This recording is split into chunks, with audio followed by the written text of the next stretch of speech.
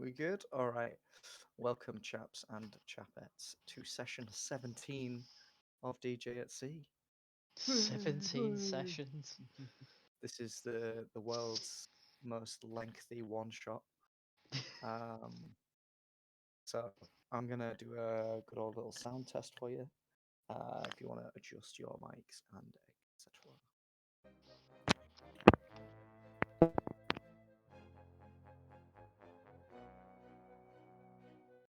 Hmm. Okay, and sound. Oh, there we go. Yep. You are? Yeah, that'll do.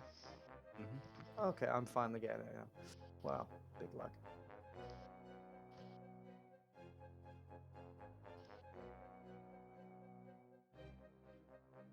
All right, boys. Cool. Who wants to roll in what happened last session for me, please? Oh, it was a couple of weeks ago now, wasn't it? Did we start by at the bottom of sort of going down the silo thing? Is that We where we was started it? delving in the temple. We'd cleaned out the sort of the dry bit of it. Like we went down under the water, popped up into like an air pocket, then carried on going down a hatch, which would then lead us into a underwater area where we met a load of mer creatures. They didn't seem too happy to see us. Tried to sneak our way through, but it started getting real slitty real quick. Fantastic. After exploring for a little bit, we managed to make it to the Queen's Chamber, I believe it was, where we tried talking to some rather large mer gods, and didn't go well basically, and we ended up brawling a bit. An-Zaw rushed by them, stole the scepter piece that we was trident piece, sorry, that we came down for, and everything got worse and started collapsing on us. We managed to take care of the guards and get out of there. The queen seemed to have been, I don't know, either dead and possessed or something wasn't right about her, but we managed to get out of there pretty quick after whatever happened. We don't know exactly, but based on bits and pieces of text and things that we found while exploring, it seems like she was key to holding some form of creature at bay. Cool. You got a tremendous amount of loot as well during your expedition. So at some point it would be wise to go through what you found and potentially dish it out. But alas, um, yeah, you party into the night after your second triumph. Everyone is in extremely good spirits, and you all head to bed to get a bit of rest and rejuvenate yourselves after the challenges of the temple, knowing that between you, you have effectively committed genocide and nobody's even really going to speak about it. It's none of their business. Sweet. So, DJ awakens in the middle of the night to the sound of shuffling. Peering into the darkness, he sees someone edge downstairs. He takes a second to let his eyes adjust and then peers into the galley, scanning each of the bunks. Gamjaw snores loudly, and all the lieutenants are accounted for. The bunks are all filled except coaxials. Edging out of his own hammock, DJ creeps downstairs, careful not to make a sound. He edges slowly and stealthily down the stairs, clinging to the shadows as he tails Coaxal into the bowels of the ship. Coaxal makes little effort to conceal his presence, twirling a dagger in his hand, believing himself to be alone. After a short time, he enters a room and quietly closes the door behind him. DJ peeks round the corner and presses up against the door. Right.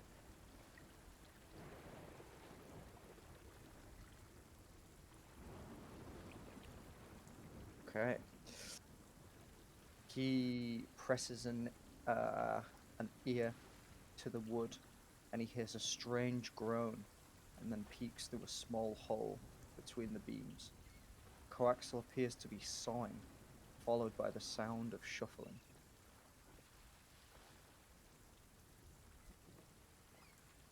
DJ hears a muffled whispering and a whimpering, and then the smell of blood fills his snout. Coaxal puts something in his mouth. Eager to know more, DJ leans further forward, adjusting his position and knocking the door wide open. Before him is Coaxal, blood oozing down his chin, and against the wall, a reptilian slave, gagged and mutilated. DJ recoils backwards, turns to escape, and he looks upon a thick torso. A brief second later, he sees the butt end of a hammer and wakes up in his bunk, feeling dizzy.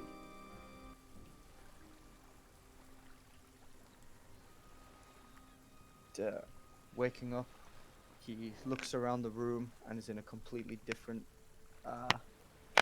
environment to when he was last awake. He leans over his bunk and immediately throws up. He clambers out of his hammock and immediately seeks out Bazok and the others, frantically scouring the mid-deck and scarpering up the stairs towards the helm. There, Coaxal is stood with Bazok and the other marauders. Nice of you to join us, Darjee. We're almost at the cove. Bazok has a stern look on his face as he looks upon the last of the lieutenants to join the crew. Darjee gives Coaxal a death glare, which is met by a creeping grin. Darjee takes a deep breath and then heads up the stairs. Captain, I have some troubling news. Oh? Bazok steps from the helm to give DJ his full attention. Speak. A young Dar-Jee looks around at the crew and then back at Coaxal, taking a gulp and a second deep breath. I just caught Coaxal feasting on what I think was one of our slaves. The ship goes silent. Coaxal pulls a face of shock and horror as Bazok looks upon him. What is the meaning of this? Coaxal looks at the giant lizard. I am sure I have no knowledge of this. Perhaps young DJ just had a bad dream. You, with me. Let us explore this accusation. Darjee nervously leads Bazok and the other lieutenants down into the base of the ship, past the slave pens and into the kitchen. Kicking open the door, everyone peers inside. The room is empty. Bags of grain for the chickens are stockpiled in a pile behind a hanging boar carcass. I know what I saw. Coaxal shakes his head. You have always had it out for me, haven't you? What outlandish accusation will you come up with next, boy? Bazok steps up to the plate. Enough! You are supposed to be warriors, not children. Outside now, both of you. Let us settle this petty feud once and for all. Without saying another word, the two reptilians are marched out into the center of the deck, and the marauders gather in silence to witness this long-awaited spectacle. Rain falls from the heavens to grace their battlefield amid cracks of lightning in the distance. You know how we do this. No weapon. Make your peace and let this be the end of it. Coaxal smiles wide and crouches into a lunging stance. Darjee focuses intently, raising his claws. The marauders get from their bunks and gather around the warriors. And Bazok finally gives the signal. All right.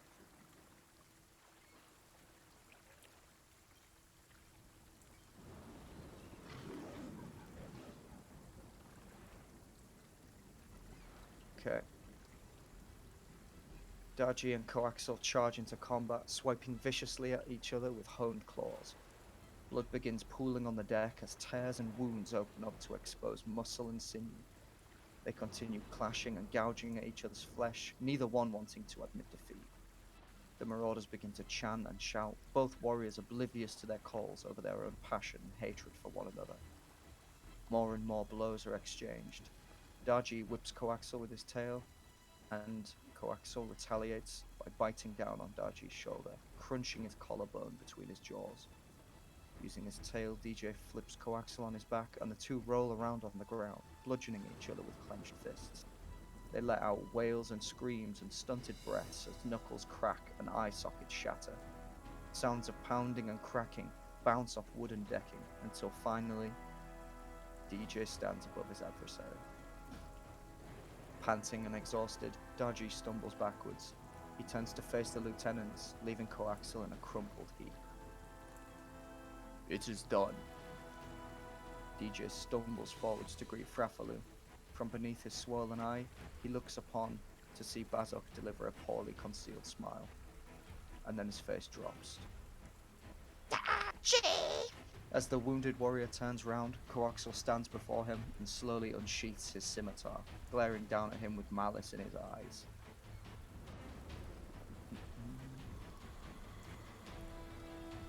Alright.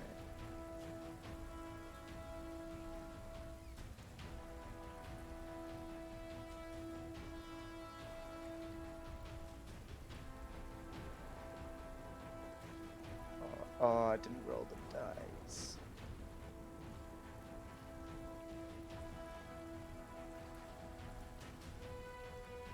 Cool. Alright. Okay. So, as DJ sees Coaxel running towards him, he immediately goes on the defensive and invokes the hissed skin. He focuses everything he possibly has on getting his wounds healed, and he stays low to the ground with a wide stance, ready to parry anything that comes his way.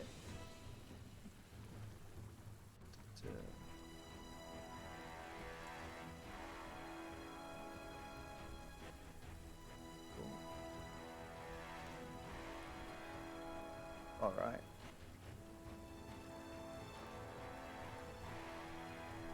Coaxel runs at DJ with his scimitar drawn, peering through his bloody eye and attempting to figure out how he's gonna stab DJ in front of everyone he's ever known.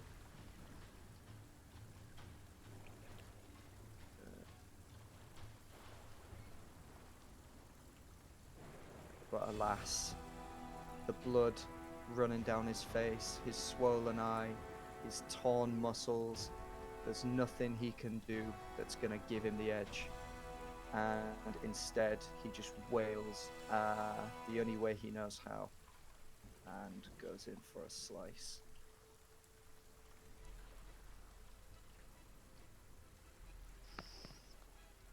Doesn't he have disadvantage because he get the dodge action with Hisp Skin? You're absolutely right, my good dude. You are absolutely right. Sorry to be the rules man. Oh no, thank you so much. So it would have been a 14 and an 18, and DJ has an AC of 14. So if it meets the AC, then it hits, Yep. right? Yes, it does. Sweet. So it would do 5 damage. Bring it down to this. Sweet. As As he swings in, DJ has a huge chunk taken out of his chest, and Coaxel is running at him, screaming, but nobody around steps in to help. Bazok looks down at every single person with glaring eyes, and everyone aboard the ship knows that they just need to let this play out. As DJ readies himself for a second attack, still with no weapon drawn, he attempts to pull the scimitar from Coaxel's grasp. He's going to make a claw attack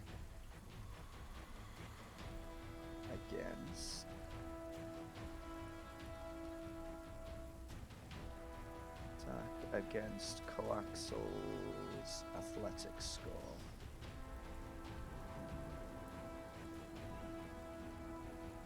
Sweet. So, as he gets slashed across the chest, he just immediately grabs the scimitar off Coaxel and just like rips it out of his hands.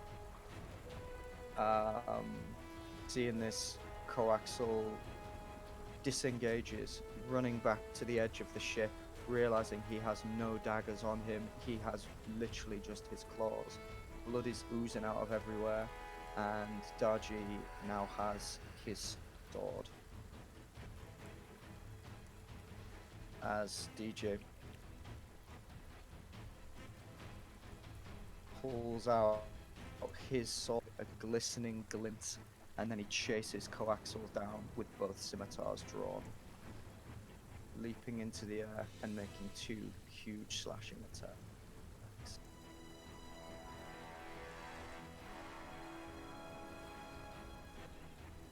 Right.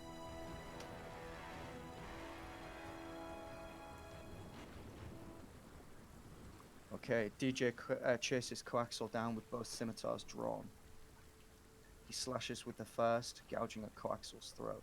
As the cowardly lizard stumbles backwards with a shriek of horror, DJ is covered in a spray of blood. With an almighty roar, DJ arcs his second strike and buries the blade in the top of Coaxel's skull. The entire ship falls silent as the warriors come to a standstill. DJ drops to his knees as his arms give way and the two scimitars clang on the deck beside him.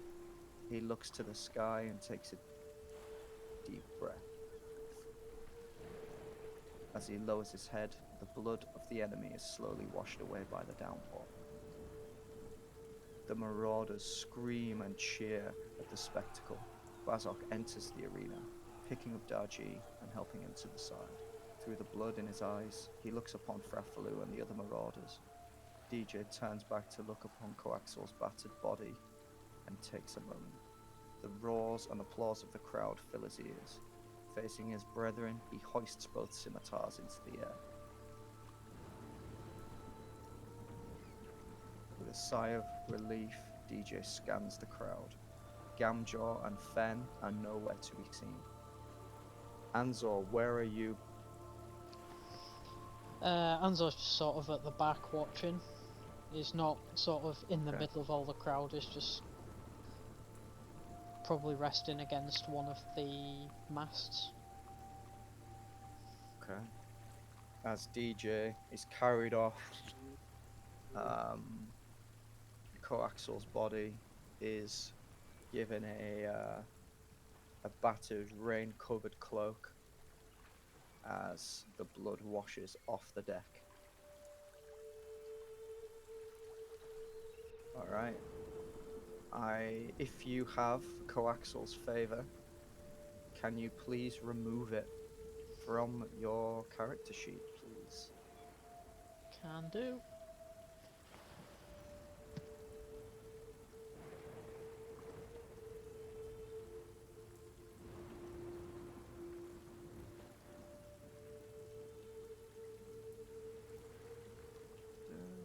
Let me know when you're done.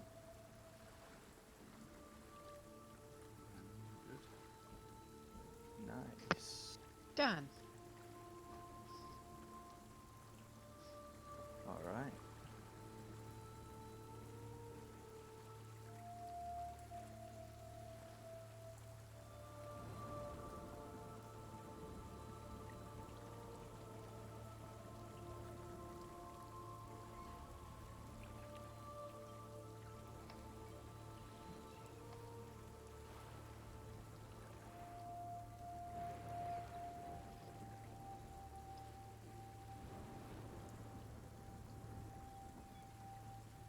Okay. The next few days are rife with exclamation and unnerved whispers. Rain continues to crash down on a weary and unsettled crew. They've been worked harder than ever before by Frethelu, Bazok, and Gamjaw, and their fatigued bodies and minds plagued with doubt and uncertainty. Never before has one lieutenant slayed another. Many marauders look upon their fearless leader, who seems not to care that one of his own was wiped from existence. Did he deserve to die? Was Darjee telling the truth? A solemn silence and shroud of suspicion strikes the upper echelon of the beast, leaving many lesser marauders to question the future of the crew.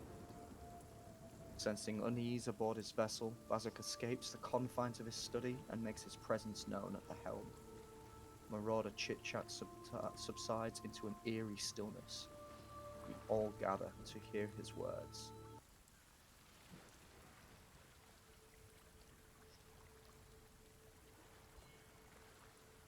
Listen up, men.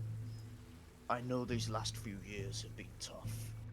We have endured hardships and lost many brothers, but we have also laid our claim as one of the most ruthless and powerful forces on these seas. We, the Fork-Tongue Marauders, have carved our name into legend, not only as a fighting force, but as an individual men of savagery and valor. Children will hear stories of our Stop it on exploits his from back. frightened parents for decades to come. I urge you to stick with me now, for our task is almost complete. Our own lieutenants have been working tirelessly to recover something that will change our fates forever. The marauders begin to mumble and chatter. Behold! As Bazok hoists up the trident staff with two affixed prongs. The chatter increases as the marauders are stunned with confusion and doubt. This, my brothers, is an artifact of legend, forged in the depths by our Mar people cousins. This artifact will change the course of history on the waves and make this vessel our vessel, our home, the undisputed power in these seas. We will be unstoppable. Never again will lives be lost. Bazok nods to some of his men off to the side, who push through the crowd holding a large wooden cage. As marauders enter the center of the group, they tip the cage, emptying a mass of lobsters out onto the deck. The crowd stands back as the crustaceans writhe and wriggle atop one another. Bazok points the staff at the mass. A strange ringing sound fills your ears. The marauders look in stunned silence as the lobsters all suddenly freeze in their movement. After a brief second, you all watch on as they regain movement and begin to line up one next to another. The armored creatures begin to form columns and rows like a military unit, all snapping their claws in unison. A small trickle of blood leaks from Bazok's nose as the ringing stops. The lobsters regain their sense of individuality as anarchy breaks out. They lose their sense of rank and go back to writhing and crawling over one another. Bazok wipes the crimson from his face and thrusts the trident in the air for all to see. With the last piece secured, this artifact will be complete, and we will have dominion over the seas. The ocean itself shall be our ally, and the Fork-Tongue Marauders will have an army like never before. The crew cheer and shout, the fruits of their labor finally realized. Gamjaw looks at Bazok with fury and malice. His bubbling rage is overshadowed by the cheers of the lesser crew. In the excitement, he wraps the trident in cloth and returns to his study, leaving you, the lieutenants, and the rest of the marauders in awe of the spectacle you just witnessed. You may all now do what you wish to do. If there's anything you want to do, interaction with the crew, you may. And then we'll go into a long rest before we continue on towards the cove.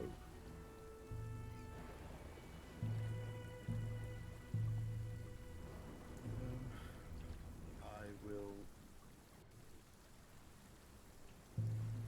Seeing Gamjaw Mhm. I'll just turn to face him, like put my back towards like the captain and everyone behind us, just look him in the chest, but try and get his eyesight and say to him, "You'll have your chance. We won't let this slide." He puts a hand on your shoulder and then spits on the deck. You see a large toothy grin as every single one of his pearly whites hangs out from over his bottom jaw. With 2 pats, you both head off to the galley to grab a nice comforting meal and to calm down. So,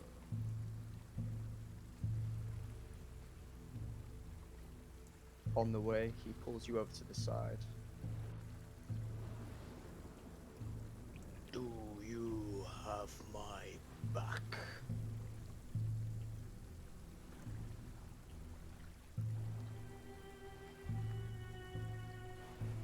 we are here for the same thing now. This crew is no more a family. I'm with you until you seek your vengeance, and then we'll see from there. Okay. He nods and then ushers you off with him to the galley.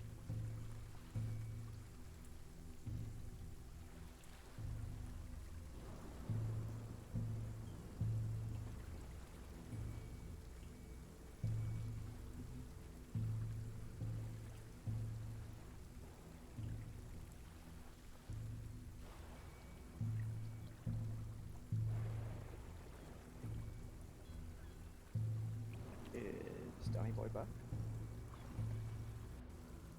Yep. Yeah, sweet. Just trying to find where I am. You are on the bottom deck. Yep, yes I am. So Gamjaw and I have Fen been here. I just have my mic are muted. like due in. Where are you during all of this? Grafaloo, I'm gonna say, is with DJ, trying to get him sorted out. Yeah. An-Zaw's basically just gonna try and find somewhere quiet to try and mill over what's just happened, and is sort of just gonna be questioning about Bazok to himself, and whether it's whether he should stay or not. Sweet. Bazok is in his study. An-Zaw, you're lone wolfing. Gamjaw and Fen are in the galley, and DJ is resting up in the bunk. Grafaloo is kind of just floating around, making sure the peace is kept.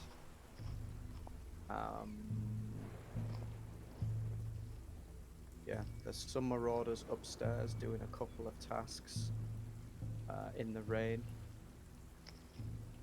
and everyone else is either getting a bit of shut-eye or they are doing their own little tasks. Sweet. Is there anything else you want to do? Is there anyone you want to visit? Is there any... Oh, you all get a long rest as well, of course. Sweet. So, if you have any points of exhaustion, please remove 1.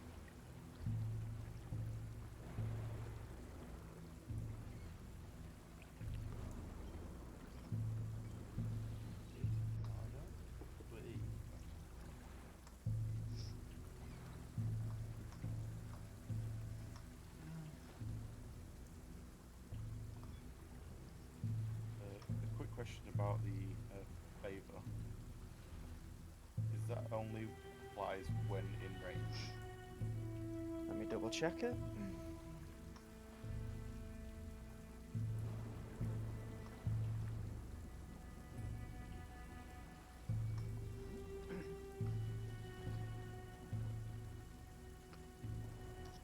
The bottom one is all time.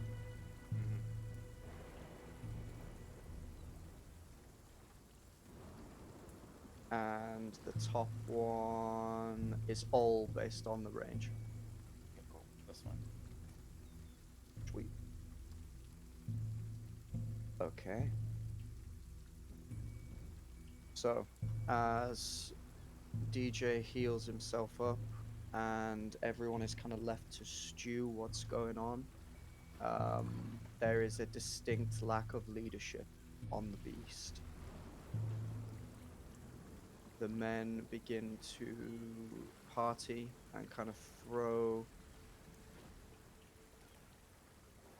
a bit of caution to the wind as they enjoy the fruits of their labors. They've not had anyone challenge them in a while. They're feeling pretty strong. They have an absolute shit ton of loot that they've collected from all of these different ships. And the past couple of expeditions you guys have been on, you have sent some very clear messages to anyone coming your way that you are not to be messed with.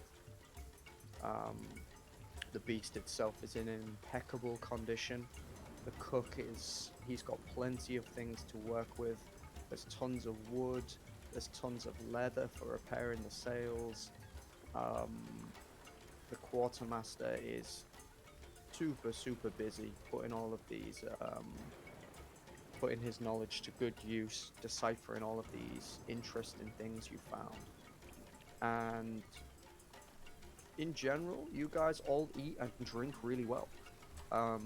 You're socializing and bonding with one another in the reformed galley. Some of you spending more time alone than others. After Bazok's spectacle, the morale aboard the ship is at an all-time high. The only ones that seem not to be as interested are perhaps the lieutenants. The marauders, however, are now filled with a sense of purpose, and they lust for plunder once more. As While Yeah, everyone's no, partying, I want to sort of like walk up to a big group quite menacingly mm-hmm. and kind of just stare them all down, and then slam the bottle of I don't know what bottle is. Bottle of rum, I think it is. Full crossbone rum, maybe. Yep. Slam it on the table. All right. Can you roll me? Shout, drink up, boys. All right. Roll me, please, roll me 2d4s. Cool. There is 6 boys in front of you. Roll me a intimidation check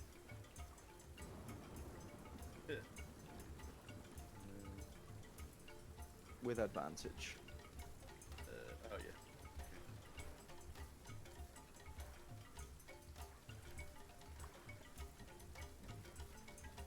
Nice. All right. Ba, ba, ba, ba. 1, 2, 3, 4, 5, 6. All right.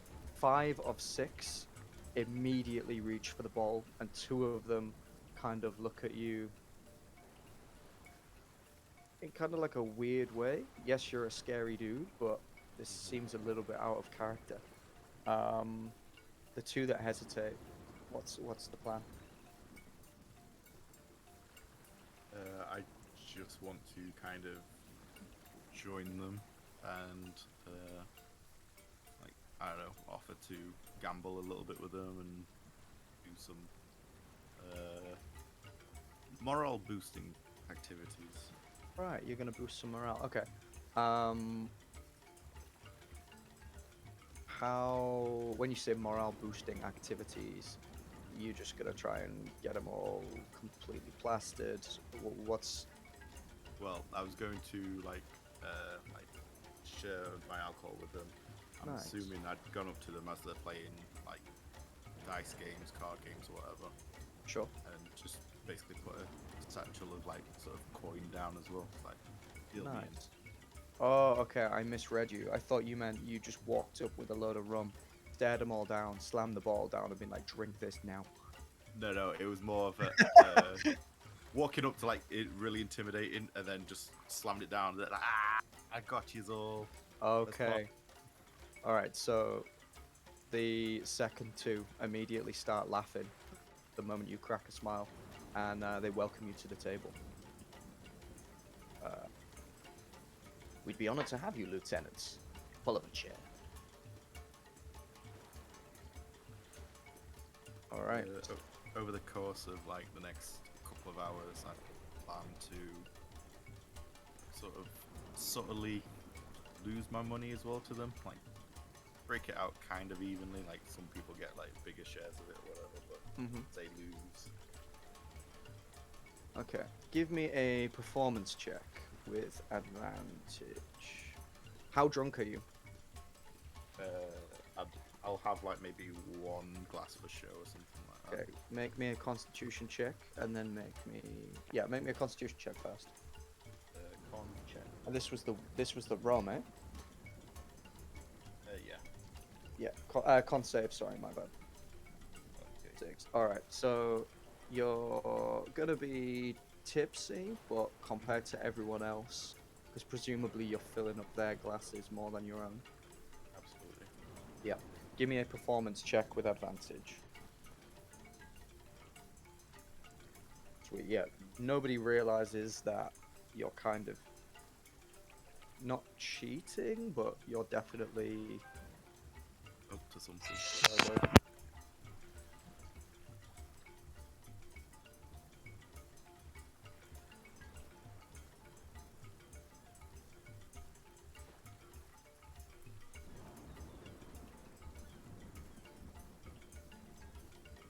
Yeah, so you quite successfully managed to con these boys into thinking that you've given them a very good night, put it that way. They're all feeling very happy, they're bonding. Every now and again, they try to, like, not put an arm around you, but try to, like, get closer to you. Like, you are one of the lieutenants. To them, they think of themselves as like slaves because you are like the hierarchy upon the beast is not to be fucked with.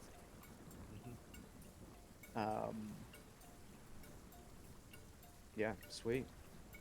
After a few hours, I'm just going to like stand up, like knock the table, knock the chair over. It's just really slow. Right, gentlemen. I bid you adieu. Then I'll turn and walk away, sort of swaying until I get outside. Then just walk normal. Sweet. Sweet. Give me a perception check.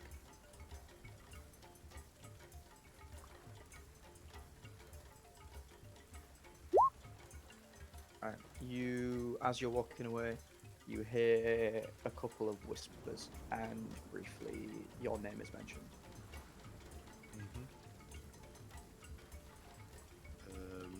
Is it like from behind me, or is it in like a From the alcove room you away? just came from. Okay.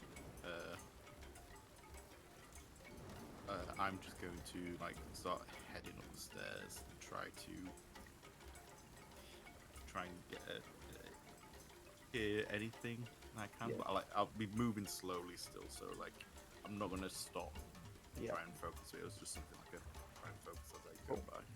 Sweet. So as you kind of actively try to listen to what they're saying, you hear a couple of them mumble like, "Oh, how great was that? I can't believe we got to like sit with a lieutenant. Like, he didn't give us any jobs. Like, we actually got a bit of coin from him. What the hell is going on?" And someone else comes out and says, "For a scary dude, he's a pretty good guy." After hearing that, I'll just carry on walking and get out of there. Okay. Sweet. Um, anything you want to do, An-Zaw, other than ponder your existence?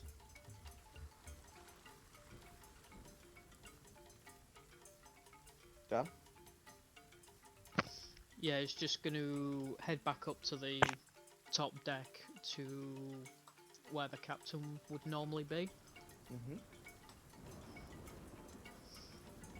If you can just move me over.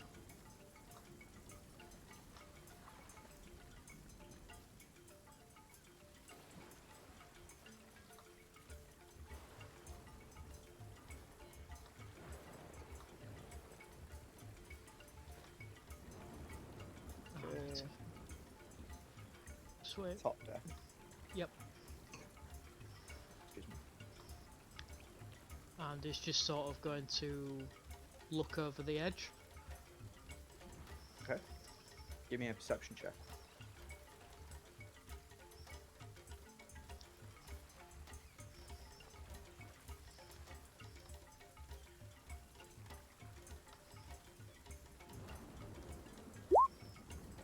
Alright, you see water. Cool. After only seeing water, is going to sort of just look towards the horizon, see if there's any sort of land or anything, or if we're still just in open sea. Okay, you are very much in open sea. It is getting somewhat foggy though. So as you like look down, you're Mhm. seeing mostly water, but around you there's definitely a bit of fog creeping in. Okay. Does which side does it seem to be coming from? It's like all around you. Like you're getting further and Oh, further okay. south, and Yeah. as you've come out from the bottom, you're noticing that like the air is kind of thick with like a white fog. Okay. Well, with You no don't- one being here, because it is just gonna be like, well, it's too foggy to see anything. It's just gonna see what's on this table here. Sweet. So it's a bunch of old maps and charts, a couple of old Bazok's diaries, compass, pencil, navigation-y things. Okay. I would like to take the map and the compass. Okay. Please add into your inventory one map and compass. Can you give me a wisdom save?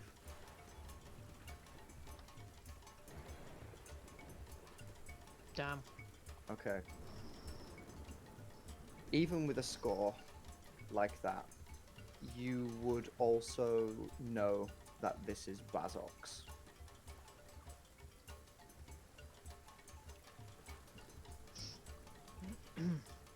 Like, it's not Yeah. the ships. This is Bazok's. He is the head navigator. But you can still take it if you want. I'll take one of the old maps, but I'll leave the compass. Okay. Sweet. It's like one of Bazok's many sea maps that he has ripped down the middle and sewn so that the sea is all in one beautiful slipstream. Yeah. Cool. And then is sort of just gonna go to the crow's nest to keep an eye out for anything. Sweet, yep. Give me an athletics check. Oh, I'm good at these.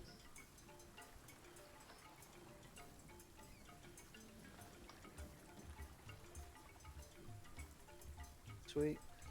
You get up with like no problem whatsoever, and you root around in the crow's nest, and you find yourself the rod of long distance seeing.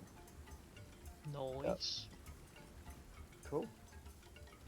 Anything you want to do while you're up there?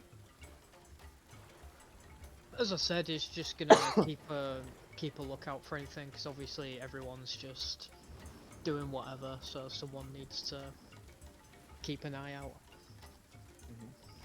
As you are fucking around with the compass, the rod, you look down and you see a couple of marauders walking around with like lanterns, um, drinking and just being merry. Nobody's really doing anything bad, but nobody's working. Like the deck is swabbed. Like everything looks to be in a good condition. Okay. As you're looking around, there's fog literally everywhere. Um, the water itself, as you listen out, you hear like a gentle lapping. The waves are reasonably calm at this stage. But there is a bit of thunder in the background, and it seems to be getting quieter and quieter and quieter.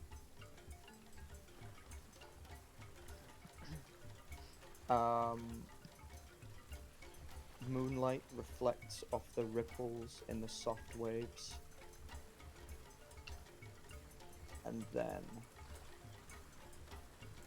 a deep howl slices through the darkness and the stillness.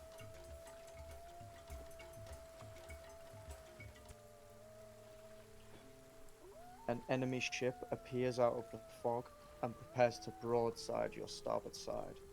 Marauders scream and crash as they equip their armor and weapons and assemble themselves for combat. Yeah, sort Gathering on of. the... Oh, sorry. I was Yeah, gonna no, say go for it. it's An-Zaw's saying this is just gonna yell down to the guys that he saw before, sort of tell them to get ready or let everyone know and prepare to Beautiful. be boarded. Yep. They Stop fucking immediately around! extinguish the lanterns and start donning their weapons, putting down all their bottles, and picking up their swords. Uh, Gathering on the top deck, you all look on as the enemy closes distance. The reflection of many piercing eyes stare down upon you through the thin, misty veil. You each look upon their ship, slightly smaller than the beast, but much narrower and clearly built for speed. As the distance is closed and the tension reaches breaking point, you see a number of armored warriors clutching spears, and behind them, a score drawing bows. Fur-covered warriors bear down at you with snarling teeth. Can everyone roll for initiative?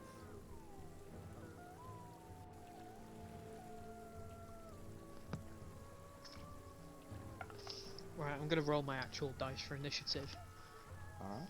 because I've been robbed every time. A 17. Alright, I can was you waiting for roll you to as say well? natural one. And then I'll add it in. Yep. Hey! Get in. I'm sorry, I'm gonna have to do it on the next map because otherwise it won't cross over. That's fine. We'll have to roll for initiative again. Alright. Make sure to clear the turn order for you. Yep, go for it. I don't think we have a token either. I'm gonna put them on right now.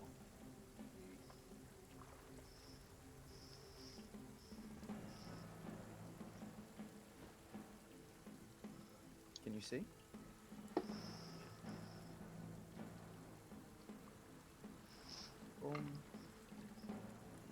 Would someone like to control Cuthbert and Frafaloo? I can take Cuthbert if you want to take Freffilu, Paul. Yeah, sure. Hopefully I'll do Mummery proud. I believe in you. Good luck, he's got no hit points. It's a long rest. It'll be fine. He doesn't have max. Well, no, not that he doesn't have max. He doesn't have Yeah, a lot. I fully know what you mean. Oh yeah, initiative, that was what I was doing. And I need to change that to Let 17. me get. So who's playing as Fraff? Paul. I will be. How do I control who can play as who?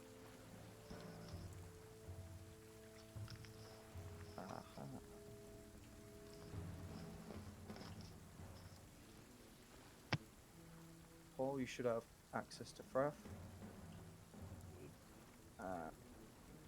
Cuthbert, I will give to Dan.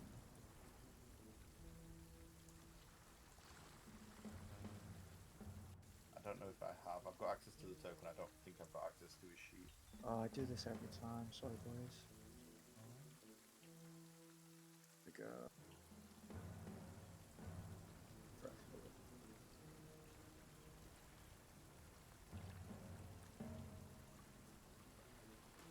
Cool. How about now? Yeah, I've got it. Nice.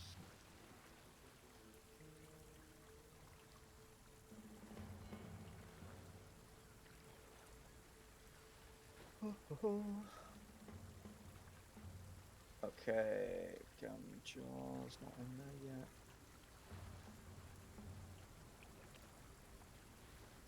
And I think that's everyone. Could I have control of Cuthbert, please? Oh my god.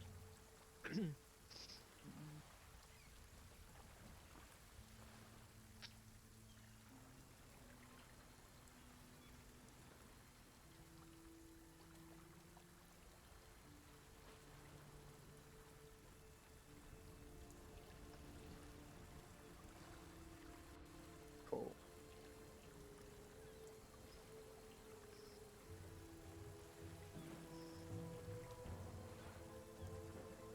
Should have control, mate. Yep, I'm just looking at his. I'm just looking at the character sheet. Lovely. Alright. I need to roll initiative. Sorry. Boink. Hot damn. Cuthbert doesn't want to be going first. You sure? Rogue, he wants to be going first.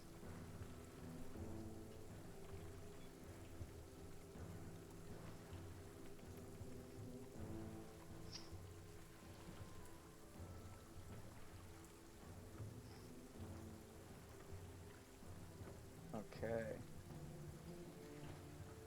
Sorry, let me just roll initiative for these boys.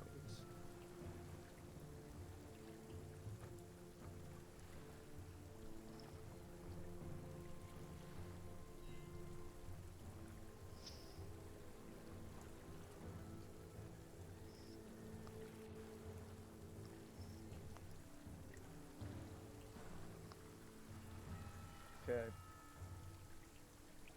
Can everyone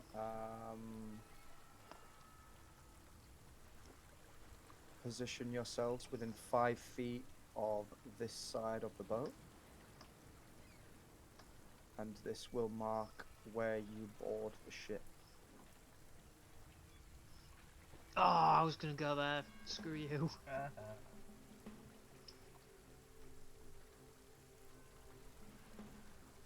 Right, has everyone rolled initiative?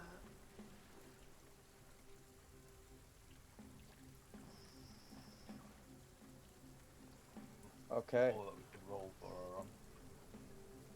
Say again, mate. I would say the four of us that can roll, we're all on the initiative, so Lovely. as We they have are, two well, I'm just gonna 17s. position near Darjee. Rollies. So you should be able to move DJ is gonna go here, and Gamjo is gonna go. Do you want to roll for the other guy that got 17, Josh? Yeah, who is it? Talmash.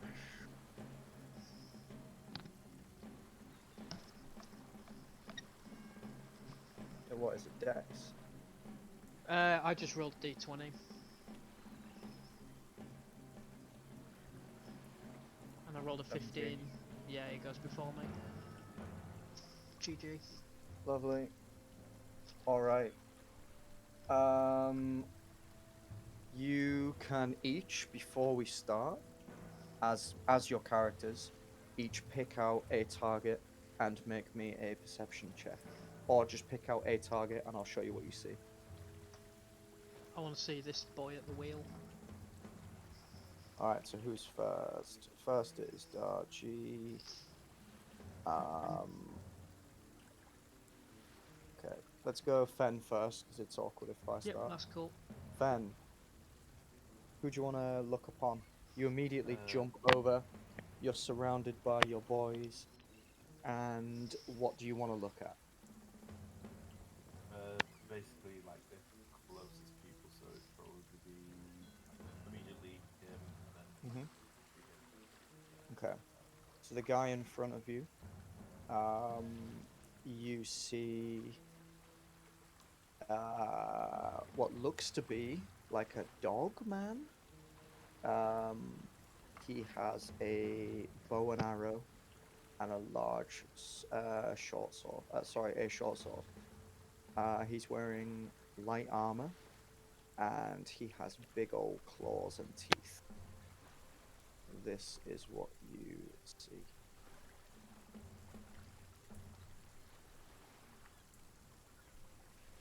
And did you say this guy right here? Yeah, the guy in the middle. All right. So as you look upon this guy, you see a tall, slender guy wearing little to no armor. He carries a relatively small hand axe, and on his left arm, he has a copper bracer adorned with 3 green encrusted gems. This is Daul Farhunter.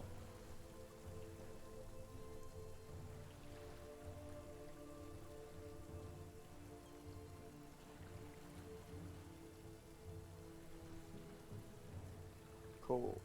So that would be Fen and yep, Cuthbert. What are you looking at?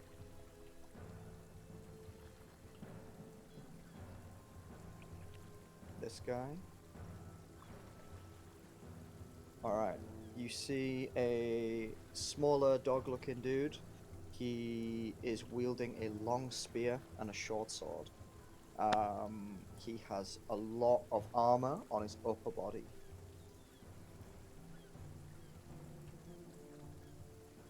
And they are kind of in almost like a military rank. You've got what you appear to see 3 or 4 lined up with the spears, and then behind them you have all the boys with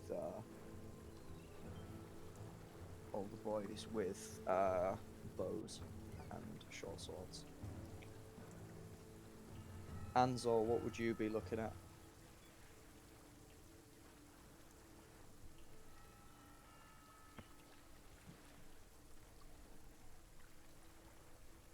An-Zaw? Fuck, I have my mic muted.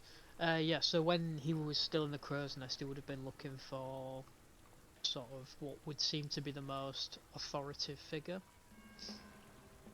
and would assume it to be this guy who's at the wheel. Okay. So, you see a tall, extremely broad, dog-looking warrior donning a scale mail cuirass and a long blue cape. His helmet is in the shape of a canine skull, and he carries a large iron spiked shield and a heavy battle axe. Around his chest hang the heads of 3 deceased men. Oh, Oh. And Frafaloo. You wouldn't be able to see the boys from over there, so you'd probably just be looking at the other guys. Arr. Sweet. All right. Fen. getting you're into it. first. What would you like to do, Fen or Guru? Didn't Fen roll a 1? No, I got a nat 20. I got Oh. that one. I thought when you rolled you said nat 1. No, Or it's did not you good. say I was what's this joking being about nat you. 1? Oh, okay, cool. I'm just gonna immediately roll my hammer and shield. Go Mhm. 5, 10, 20, and take an attack at this guy. All right. Please roll your attack, and tell me if you hit, what you're gonna do. Bounce between different freaking sheets. Bounce between one hammer, shield.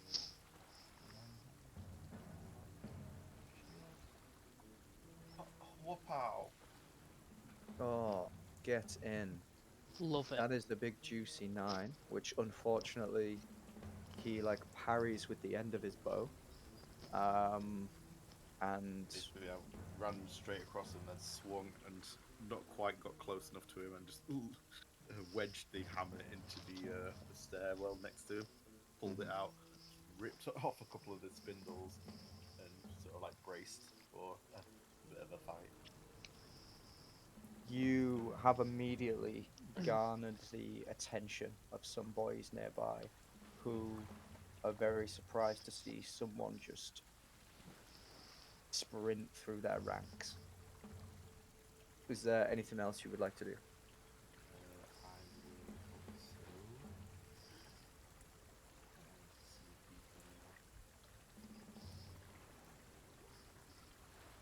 can. As I've like pulled the thing out and looked around, how many people have sort of? How many people's attention have I gathered? At least these two. These two down here are preoccupied with the boys. There's a guy up here that kind of hears commotion from the bottom of the deck. I probably wouldn't have seen him. No, okay. Yeah, okay, cool. In that case, then I will do nothing else. In that case, I will do nothing. Sweet. Nothing else you said? Yep. Sweet. Cuthbert. So Cuthbert's going to jump onto the ship next to some of his boys. He's gonna go for a quick jab with his short sword. Swing. Oh, The 16. lovely. 16 definitely hits. Then One he. of us Sorry. turned up. Would you Sorry. get sneak with that?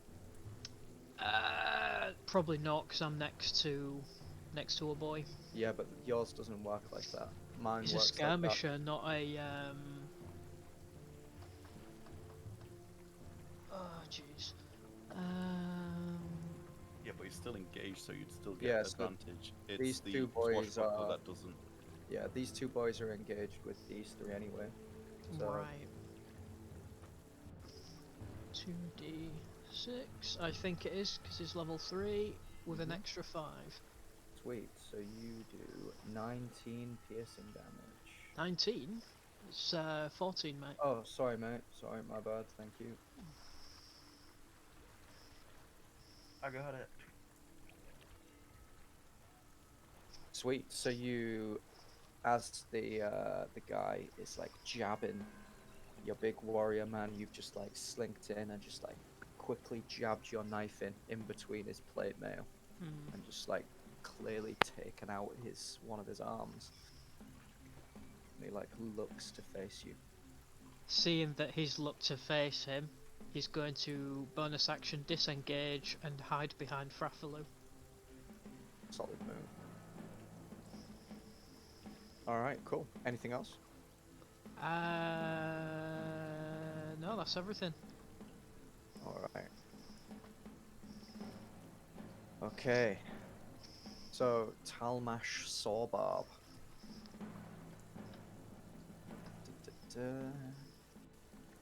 He is going to...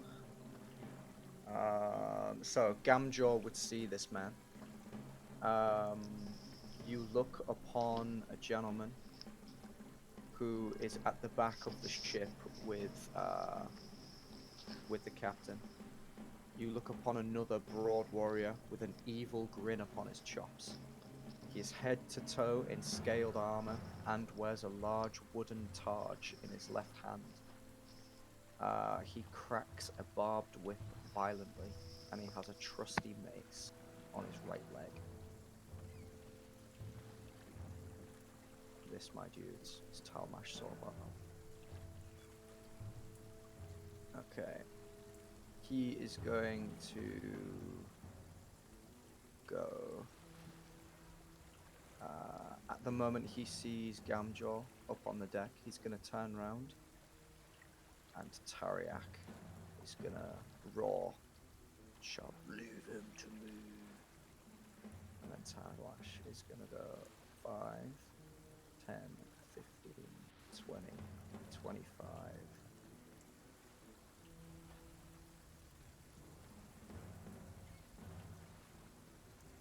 30.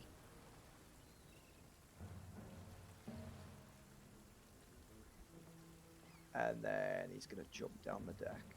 35. And he is going to... It's a speedy boy. I Boy, think these that are- was already down the deck. Like, that's the mass that's run across there. Ah, okay, yep, sweet. Well, he's just going to fucking sprint then. And he is going to... Oh boy! Whoppa! Using his whip, he is going to quickly crack you twice. Whoppa. Does not hit, Whoppa. and does not hit. Oof. You lucky boy.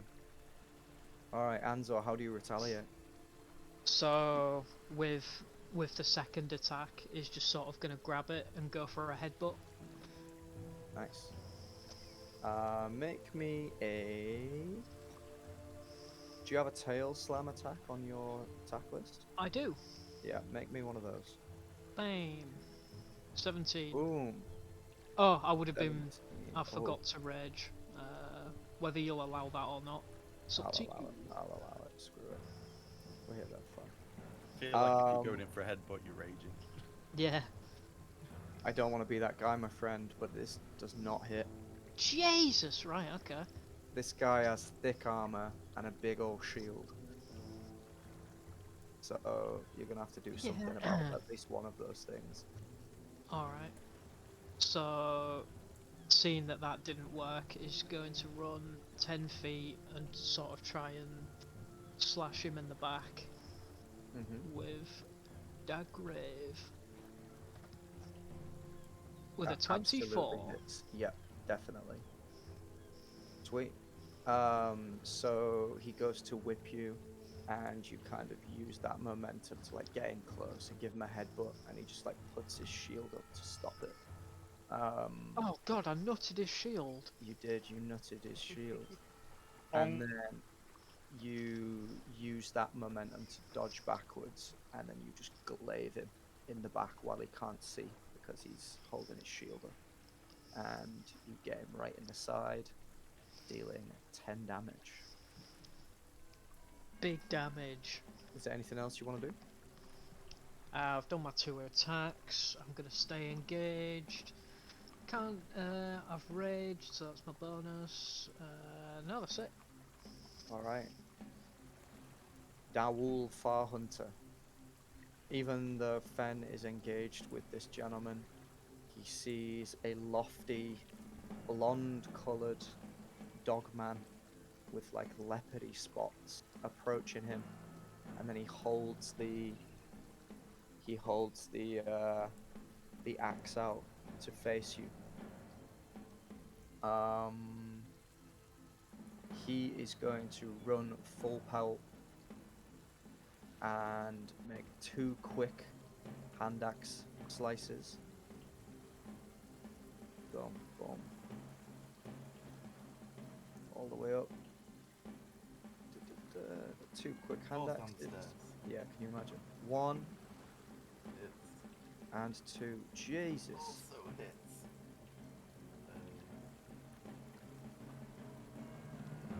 I'm going to take that damage and use the reaction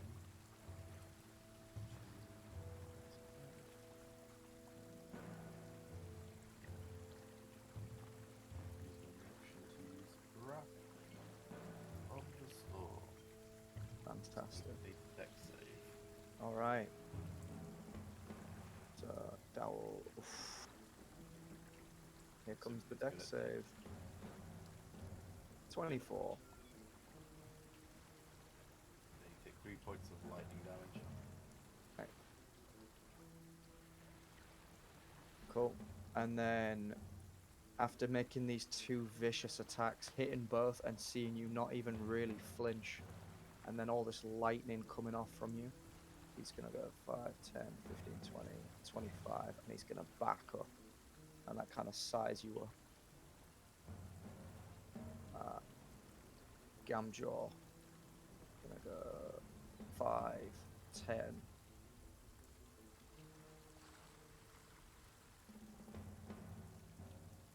15, 20, 25, and he's gonna immediately start wailing in a rage as he screams, and these two titanous beasts face each other. So he is going to frenzy, my dude. Actually, no. You can go into a frenzy. Okay. Screw it. Yeah, he's mad. He's been stewing. His boy is dead. He is going for the first thing he sees, and he is going hard. He is gonna swing with the maul. Is he gonna go reckless? Is reckless only one attack? No, it's all of his attacks, but every When you- attack against him is reckless as well. When you make your first attack on your turn, you could. Oh yeah, melee attack rolls during strength. Beautiful. He is going mad. He's going reckless. He's going frenzy. He's going in Way. hard. See you later, boys. All right. Everyone stops for a second as they see this giant hulking 10-foot tall lizard beast and this 8-foot tall dog beast staring each other down, and Gamjaw stomps across the deck as he makes 3 huge maul attacks. 1. Oh, I forgot I've got Great Weapon Master on. Alright. Didn't mean to do that. So he's gonna make a second one. And a third one.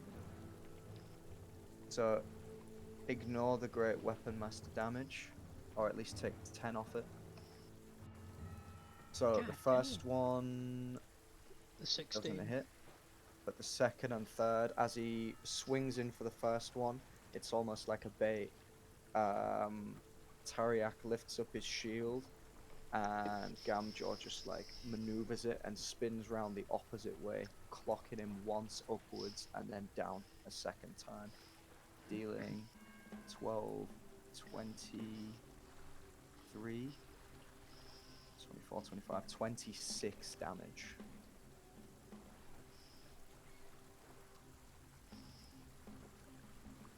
And Tariak, as Gamjaw like recoils from the hammer, Tariak just kind of clicks his neck and stares Gamjaw down.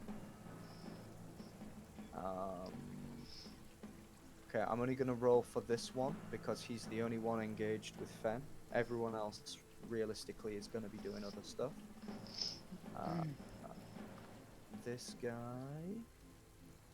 is gonna pull out his short sword and is just gonna make an attack against Fen. 10 to hit. That's not it. Didn't think so. Sweet. Graffalu is finally joining the fray with a small Cuthbert right on his back. It's like clutching onto him like a small child. Seeing the boys in combat, he's gonna run up to them. 5, 10, 15.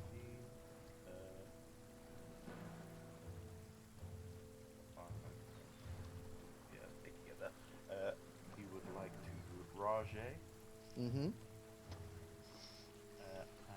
he would actually has he got a second attack yet? He hasn't. He's only No, he has been training. He's only level 4. yeah, okay. He can frenzy though. I'm not gonna He do can that to frenzy. him. And he's just gonna run up to the furthest guy away, this one, and just try to impale him with his like blade. Do it.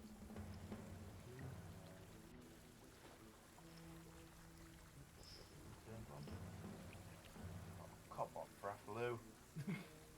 11 plus 2. You have got something on called Bazok's Presence. Oh, that shouldn't be on. So which like, should take not that be 2 off, long. so it's just 11. Yeah. Let me check. 'Cause this is okay. That does not hit, unfortunately. 11 is just shy of the amount.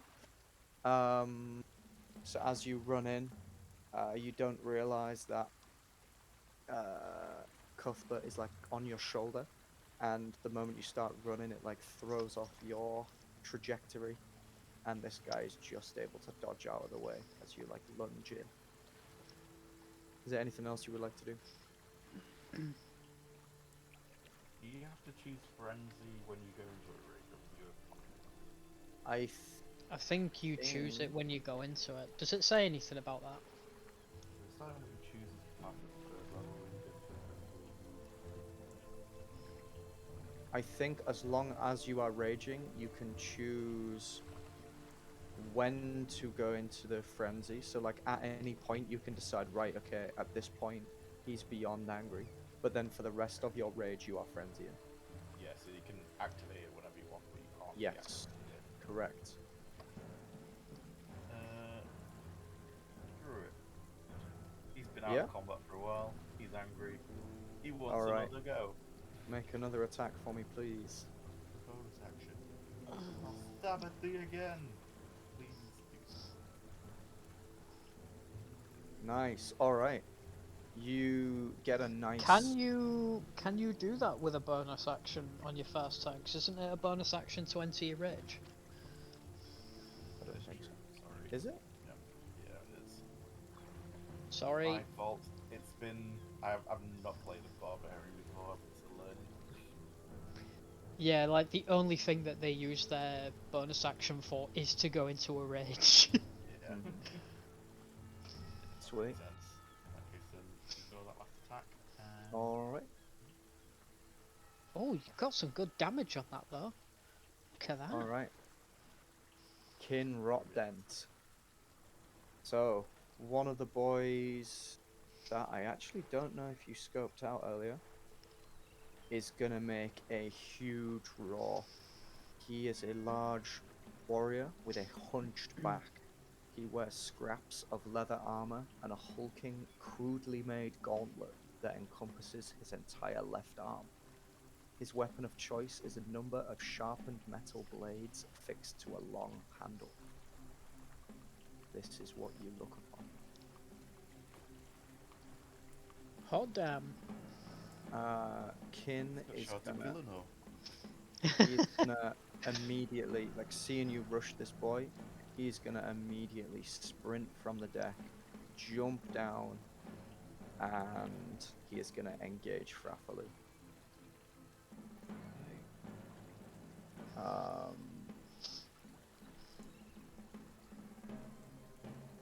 so he is gonna go straight in with his big juicy chopper. Boom, 18 to hit. Oh boy. 18 does hit. Great. Well, they really only have 20 health. I find that hard Says- to believe. Oh wait, no, he says he's got 38 here. I don't know. Yeah, put him to 38 because that's incorrect. Okay. That's using the sheet. Nice. 2.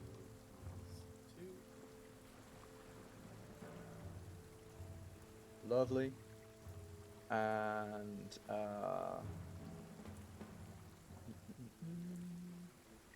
sweet. Big Kin giving it large. Alright. The infantry. Nobody is Did engaged. DJ take his turn? He did not. I'm gonna put him at the bottom of the thing because he's gonna go before Fen. I just Okay. didn't want me to be the first one to make a move. Right, okay, yeah. Alright, this infantryman is too busy fending off these boys, and you're already covered, so I'm just gonna skip this. There is one gentleman still to take his turn. Gamjaw, would Gamjaw see this? No, he wouldn't. He's frenzied raging, and An-Zaw is busy. Yeah, he's big mad. So you don't even know what's going on. Mm, what is he gonna do?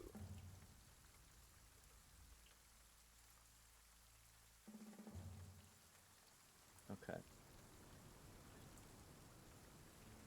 He is going to pull out a knife and slice his hand and like Ruh-roh.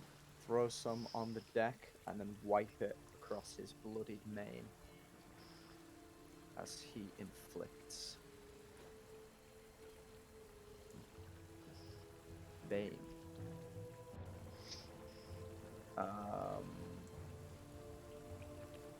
Da-da-da. He is gonna look at Gamjaw and he is gonna look at An-Zaw. Ah, I- damn it. 2, right? Oh, I should have cast that first. What, It's right? 3. Okay, he can't see anyone else, so all he's gonna do is cast it at Gamjaw and An-Zaw. And can you? Wisdom save, Yep, innit? sweet. Yeah, so it's What's the DC? wait a second. I don't think there is a DC. Whenever What would be the Whenever point you in the make- saving throw? so whenever you make a charisma save, you've got to roll a d4 and subtract that d4 from. No, that's Whatever not how that's- Bane works. Is He it not? should have Sorry, It's the opposite of bless. yeah. So his. So we would what have to is his pass that. spell casting ability, you know. The wisdom Well, points bear of with wisdom. me. I do have it here somewhere. So did you make him as an NPC or a character sheet? NPC. Oh wait. His spell. I wrote this down. His spell save DC is 15. There you go. Then you need a Oh, charisma goddamn. save of 15. Okay. Go for it, boy. Make me a charisma save. Ah, shit. You fail, my dude. And Gamjaw. Charisma save. Alright, Gamjaw is immune to anything but blood. He is just on some other level and he is not about to slow down for anyone. He's got an ultra instinct. Yeah. An-Zaw, you feel like a cold chill come over you. You sense something from your, like behind you, and on your turn, I'll show you what you're looking at. Okay. Alright. Darjee, seeing this gentleman come into his view, is just going to go 5, 10, and he is going to pull out his second scimitar and make 2 slash attacks against Dowel Farhunter. 12 and 7, which both fail miserably. This guy, even out of the corner of his eye, just uses the axe to just bounce these 2 scimitar strikes off.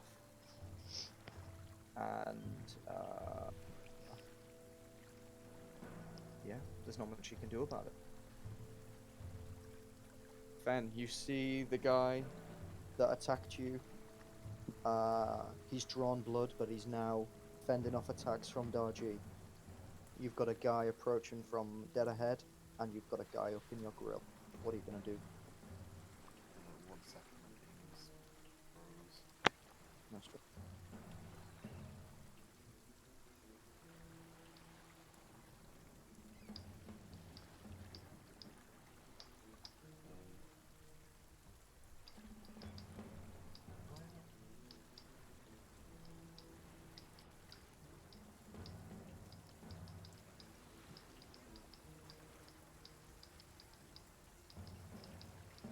The hell did Gamjaw get 2 nat 20s on a charisma save?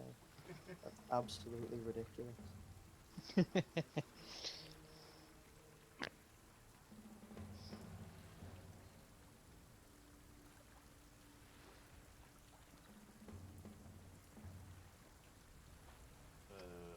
Seeing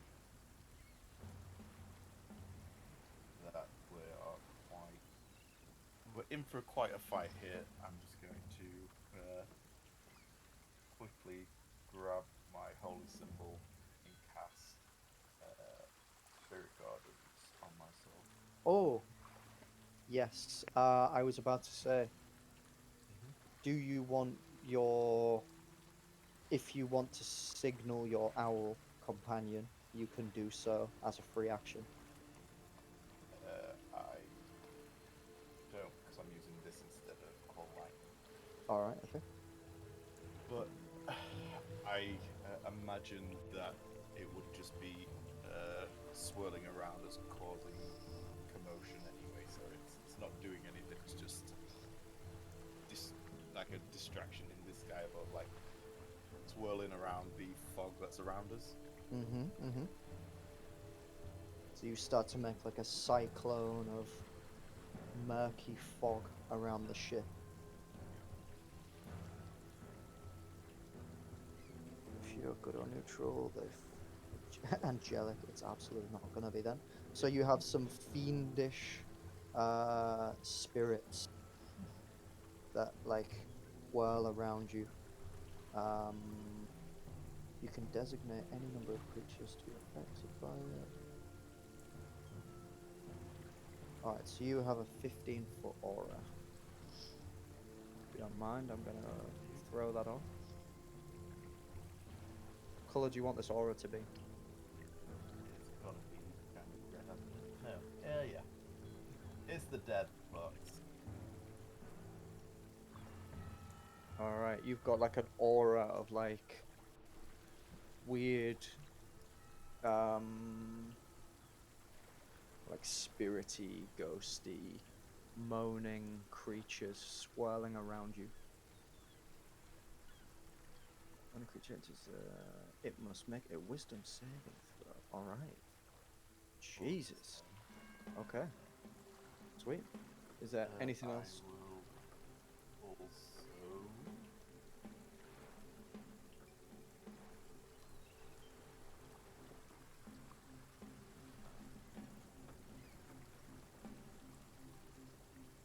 Yep, that's me for now. Alright. Cuthbert. Shit. Right, okay.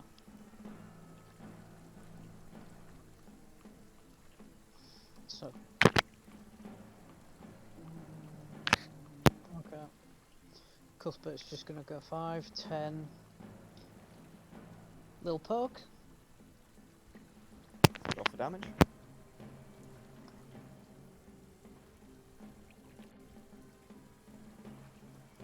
Ah, Okay, shit. that does not hit, my good dude. Oh, I didn't even know he had a short bow. Right, okay. I don't think Bombers use it. Yeah, that's probably why then. I'm probably gonna regret this, but he's gonna try and bonus action rib stick. Ribstick, go for it. Jab. Oh! Alright. As you He go to trips over stab, trips over the tail of the heavy marauder. and just accidentally like stabs him really good. Yeah. Sweet. So you like you just get him right in the ribs with your ribstick as he's slashing at Frappily, dealing 5 piercing damage. And because he's engaged, You would get sneak. 2d6. Please, if you can, you should have a sneak global attack modifier. Do you not? I'm just gonna have a look now. Yes, I do. It just wasn't highlighted. Boink. There we go. Lovely. Alright, anything else you want to do, Cuthbert? He used his bonus action to attack.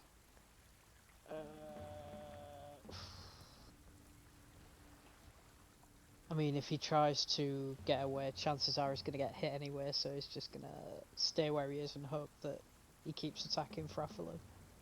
Alright. Sweet. So, Talmash is laying into An-Zaw, and he is going to continue to do so.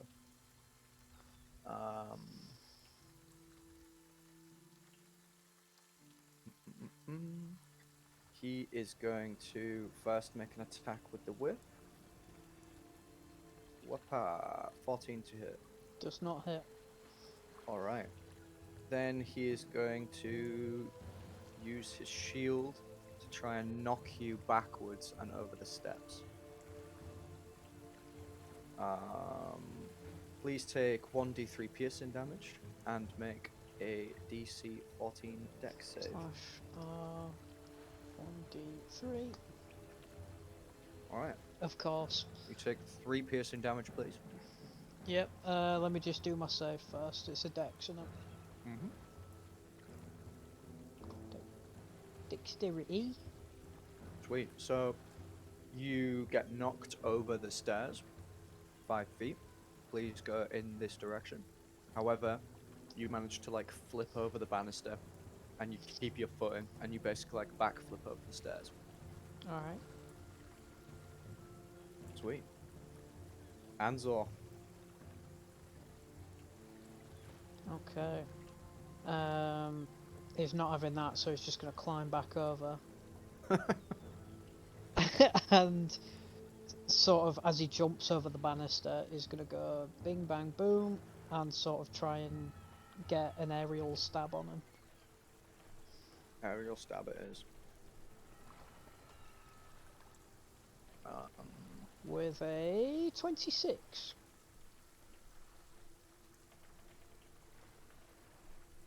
God Aerial damn, stab. An-Zaw rolls good with this glaive. 26. Can you also roll a d4 for me, please? I mean, shouldn't I hit regardless? Oh, maybe. Don't tell me he has an AC over 20, because that's bullshit. D4. Yeah, 22. Christ. You absolutely hit, don't worry. Sweet. So you run up the stairs, then what? So as I Definitely hit said, him with he doesn't run over the stairs, he just sort of climbs up onto the banister, jumps, and goes for sort of like an aerial attack. Sweet. Do you only get one attack? No, I've got another one. Alright. So your first attack, you just like stab it and he's just not quick enough to like move his shield into position. And you just like get him straight in the chest. Dealing 11 damage.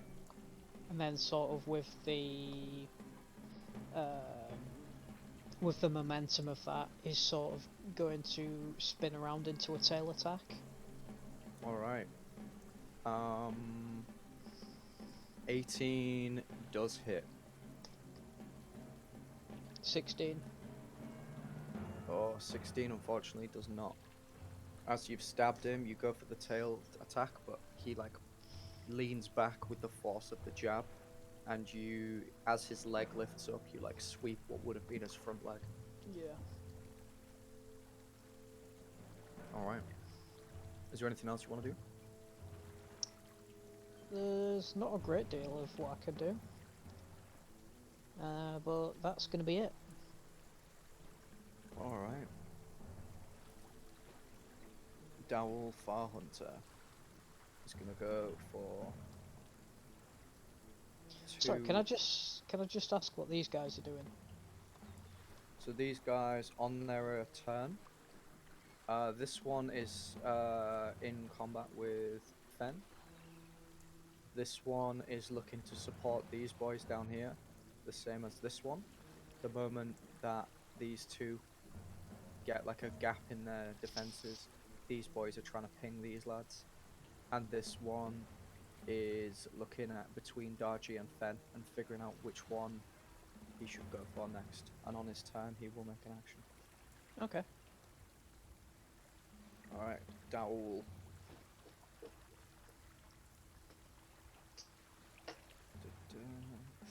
He's gonna make 2 quick hand axe attacks against Dar-Jee.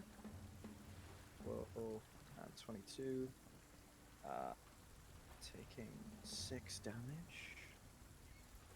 And then he is gonna back up. 5, 10.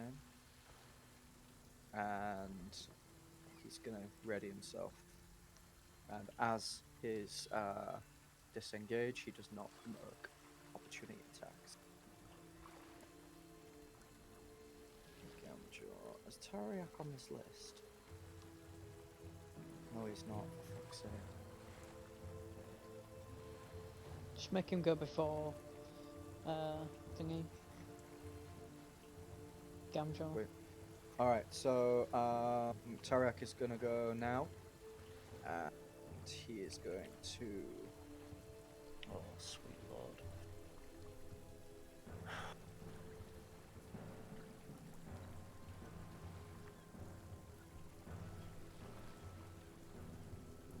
He is gonna use his heavy axe on Gamjaw. 21 to hit, dealing 2 damage. And then he is going to go for a shield bash. He takes 1d3 piercing. Half to 1. And Gamjaw must make a DC 16 Dex save.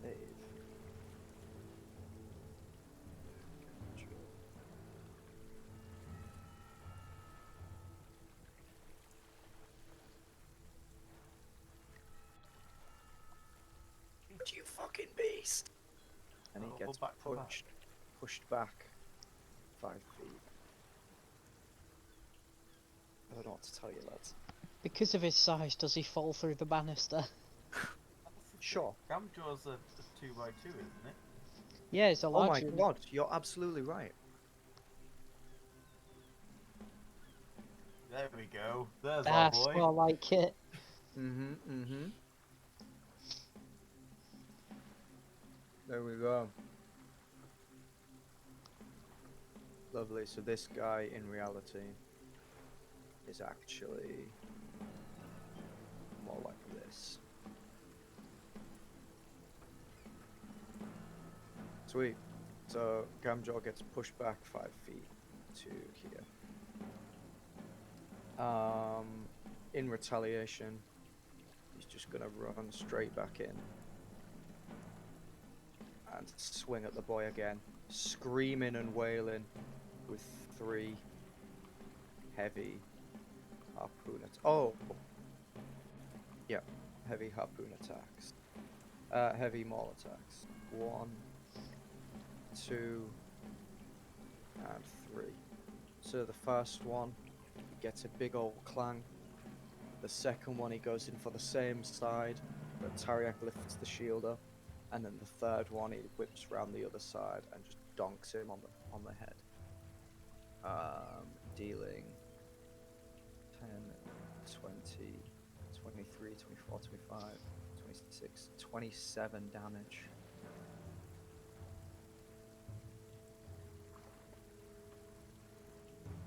Alright. This ranger, next to Fen, is gonna quickly go for a short sword attack. For that wisdom Wisdom save save. it is.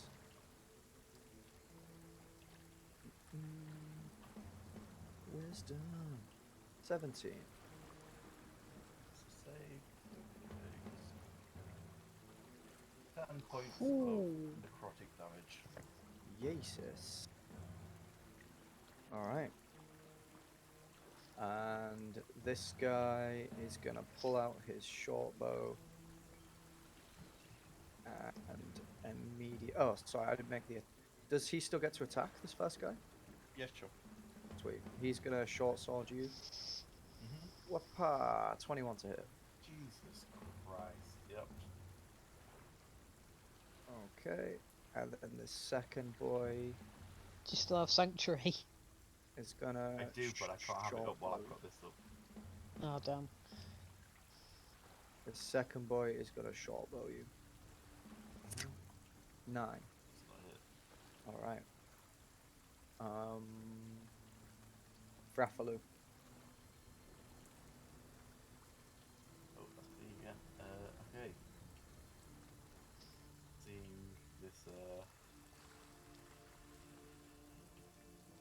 kind of armored. Looks a bit different. Har. Classic. Go to turn to face him and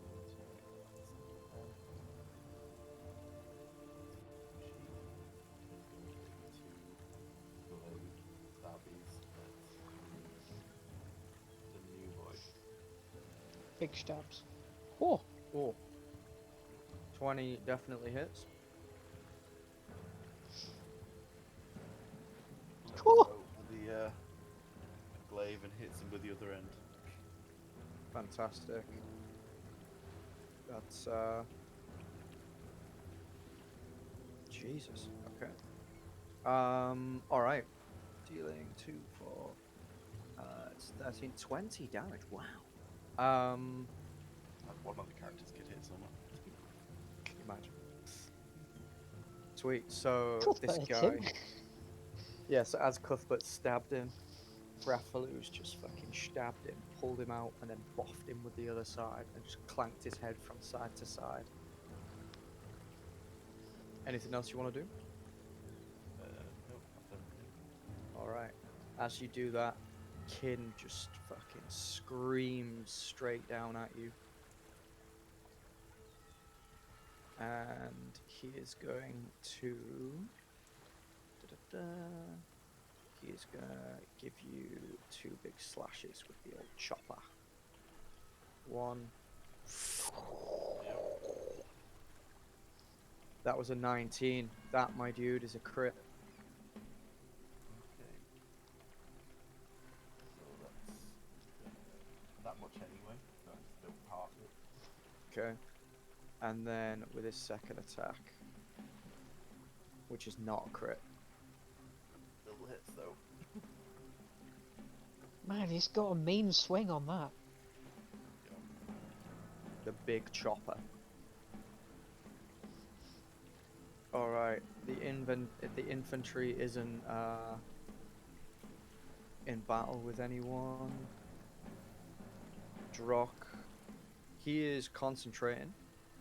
So can he still make other attacks? As long He as can, they're as not long as it's not a yes. Concentration spell. Okay. So he could cast like a firebolt, for example. Okay.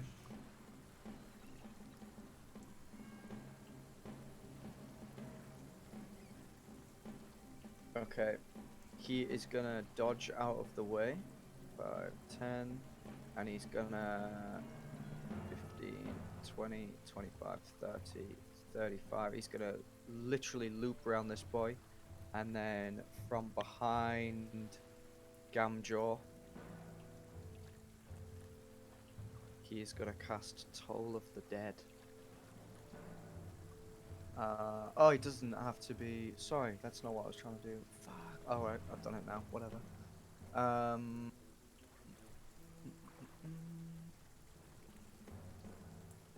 Target must Yeah, I was gonna say you don't have to touch. It's a Yeah, ranged I was gonna cast I was gonna spell. cast Wounds. fucking Chill Touch instead. Ah. Alright. Chill Touch.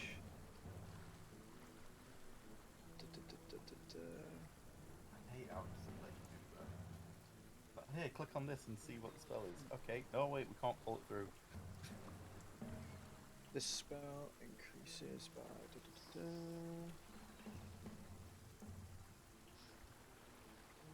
Alright, so Gamjaw takes 8 points of necrotic damage as this shadowy cloaked figure just kind of appears out of nowhere and just like grabs him on the leg, and he gets like this horrible shudder.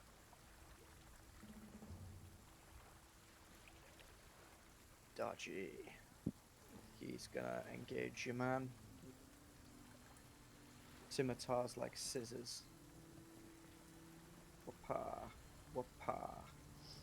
2 super quick attacks and just like rip him apart as he chases this boy down. So 9, 13, dealing 19 slashing damage.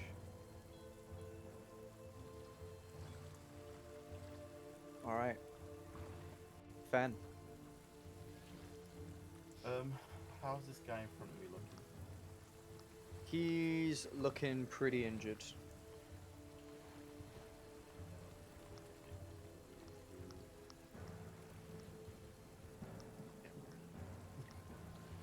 I'm going to swing my warhammer. Mm-hmm.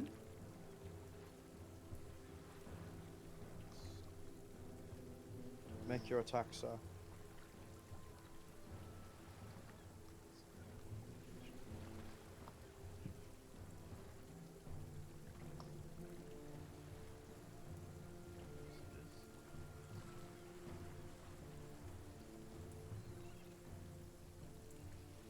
Lovely stuff. Alright. How would you like to do this? Hearing the roars coming from above, higher up on the deck, Mm-hmm. I just sort of feel sort of rejuvenated, seeing that it's just taken all this necrotic damage, so he's sort of stumbled back a little bit. I've just seen it opening and just swung and cracked him in the side of the head. As you crack him, his head bounces off the steps and he's just like laid on a pool. And he is dismantled. See you later, boy. So seeing everything that's going on here, I'm just gonna step over the body, 5, 10, head up the stairs, 15, 20, 30. Okay. That's fine.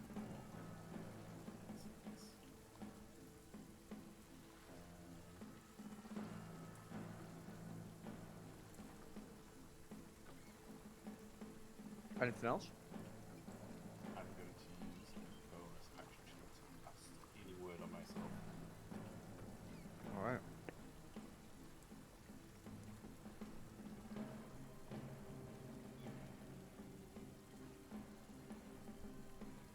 Healing word.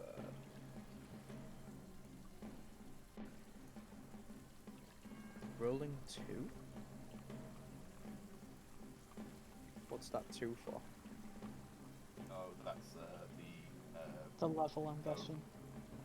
no, that's the from the favor, but it doesn't apply. It's just Okay. what I had on for the attack. Sweet. Alright, give yourself the health then, please, my dude. Okay. Cuthbert.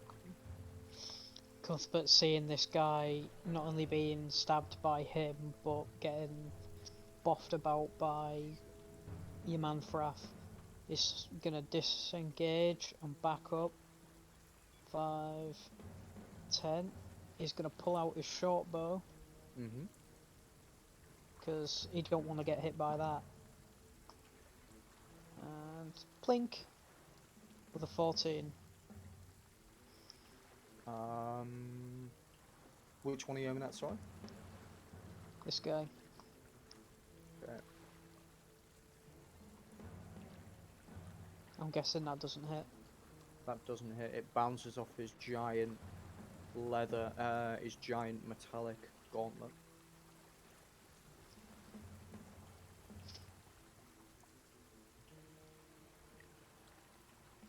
But yeah, that's his turn anyway. Right. Okay. Talmash. He's sick of An-Zaw. I need to make a wisdom save. Do you want to play that or it's up to you? Yep, let's do it. Range or not? He's gonna make a wisdom save of 13. Fails. So he takes 16 points of necrotic damage. Jesus. Crazy stuff. Alright. As he does that, he is gonna make.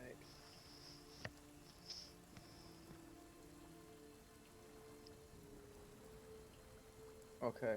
He's gonna put away the whip and he's gonna come at you with the mace.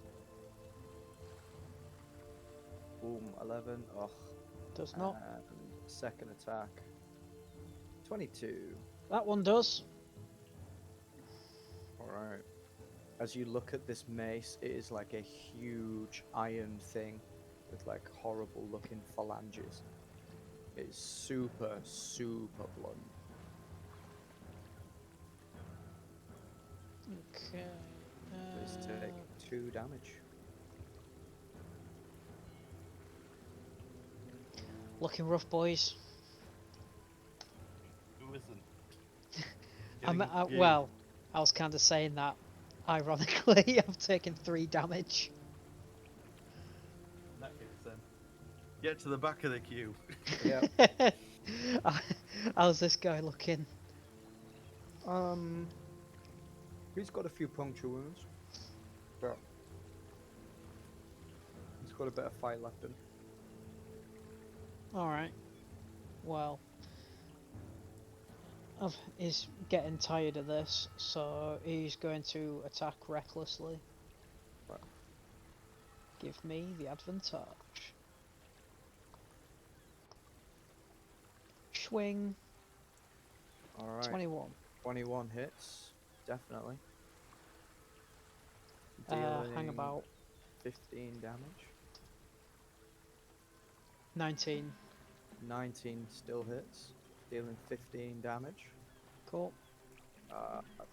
Oof. Now he's not looking so good. So yeah, after he'll sort of swinging around his what was it, a mace? He is swinging around a mace, correct. An-Zaw catches sort of like a opening, and he goes for a slash. And then with that, he's just going to try and get another attack in. Swing, which won't hit. Does not hit, I'm afraid. Yeah. He like holds the shield and the mace together and just completely parries the shit out of anything you're gonna throw at him. I'm getting That sick big of this hit guy. has put him on defensive. Anything else?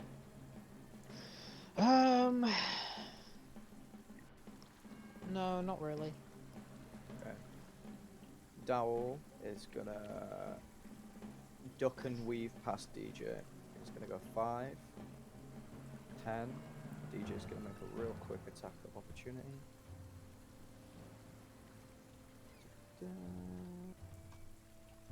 Which I think hits. Sorry, boys. It does not, it just misses. 10, 15, 20, 25, 30, 35, 40. He needs to make a save if he's coming in this area, P-Mill. That is true. What save is it? Wisdom. Alright, get your wisdom out, boy. 11. Fail. Alright. How much does he take? Necrotic. 50? Oof.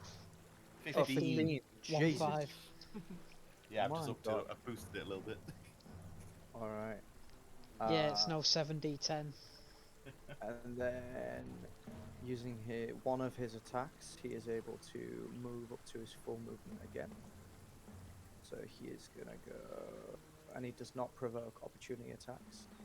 He's gonna jump the fence, 5, 10, and he is gonna make 2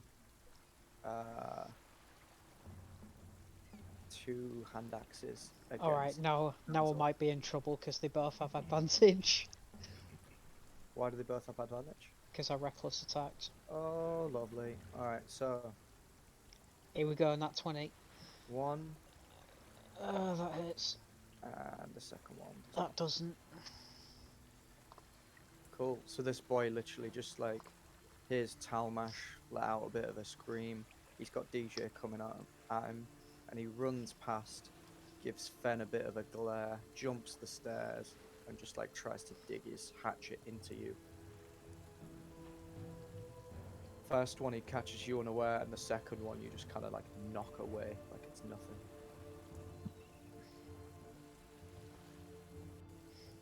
Cool. Tariak.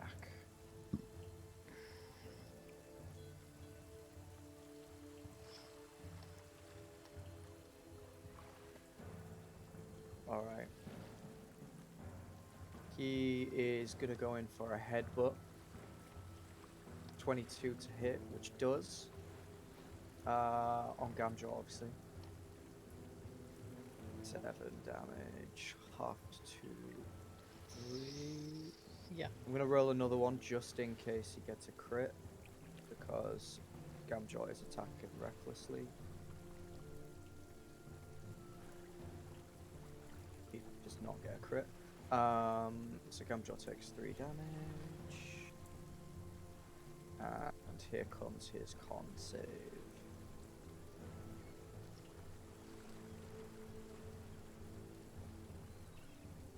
Which he easily passes. Cool. Tariak's second attack is just going to be a heavy axe strike. 18 to hit Gamjaw, which does, leaving him with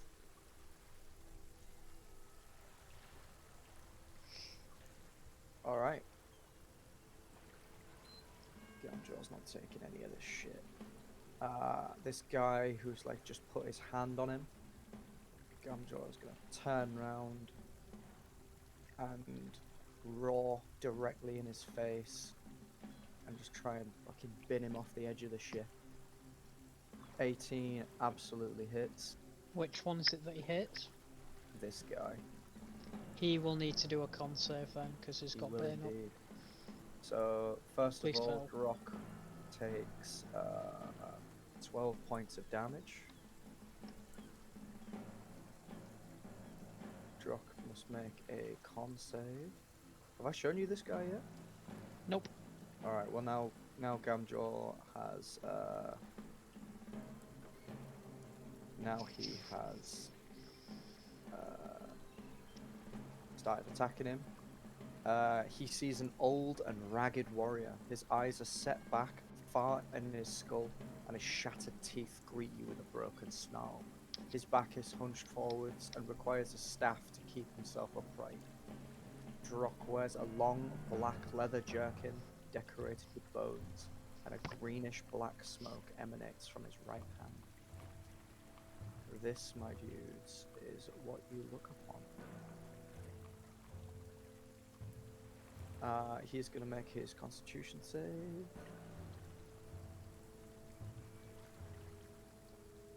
Which he fails. Get it. An-Zaw, you feel as though a weight has been lifted from your shoulders, just as this second guy comes in from nowhere. It's pretty decent timing. Aye. And then Gamjaw is going to make a second attack against this boy. Boom. Woohoo! Love to see it. 16, Classic 17, another Gamjaw. 18 damage. This is ridiculous. He's come to play. Kill the flimsy wizard.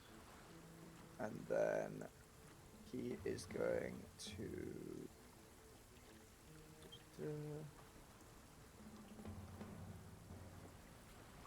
He's going to make a third attack, because why the fuck not? He's fucking Gamjaw. He's got someone snapping at him from the front. He's got someone trying to push him, and then this cunt comes out of nowhere, grabs him on the thigh, and makes him feel all horrible. So he just turns around and just bashes him twice. And a third time. Oh my god. Are you mad? What is going on? Gamjaw's He's at hacking. four crits. Okay, I'm going to roll once more, because I just don't believe that. Okay. Either way, 19. 26. I'll take it. Alright. So he takes another 12 damage.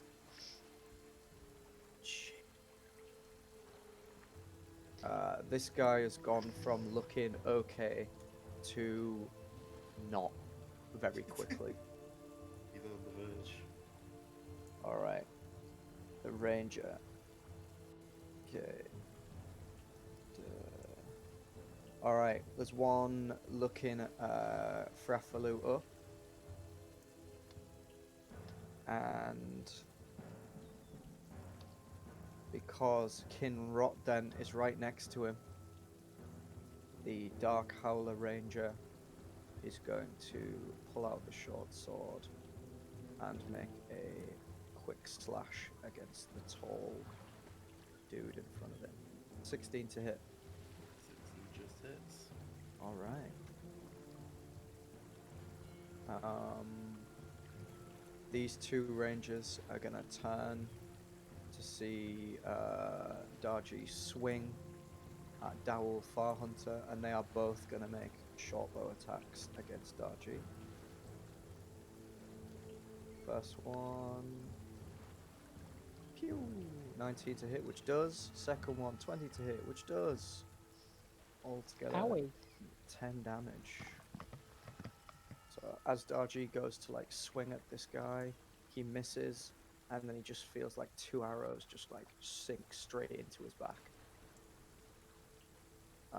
This one, seeing Fen climb up the stairs, is going to also make a bow attack on He needs to make a wisdom save. this one. Oh, sorry. I thought them two were fighting. No, DJ. these two here are fighting DJ. This cool. one's Yep, still go on for the it. deck, and he, seeing you climb up the stairs, he's just going to try and ping you. Lad. I'm ready. Pew! 23 to hit. Yep, that hits. Hot damn. All right. He like kind of he's not done anything the whole entire thing. He's just been holding this bow, shaking like a shitting dog. And the moment you get up these stairs, he just lets go, and it goes through the banisters and just sinks into your leg.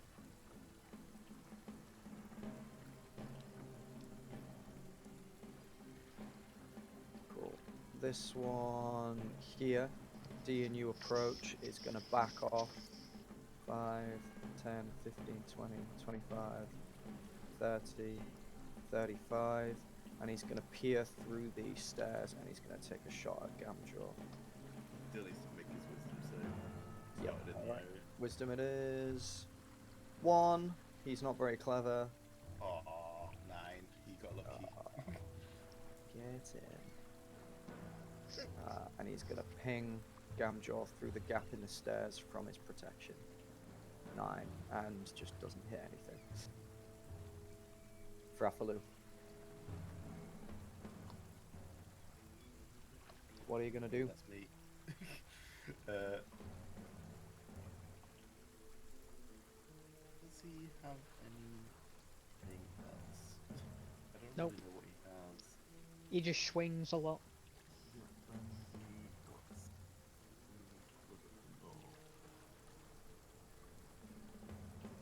There's an action to do that, but nope.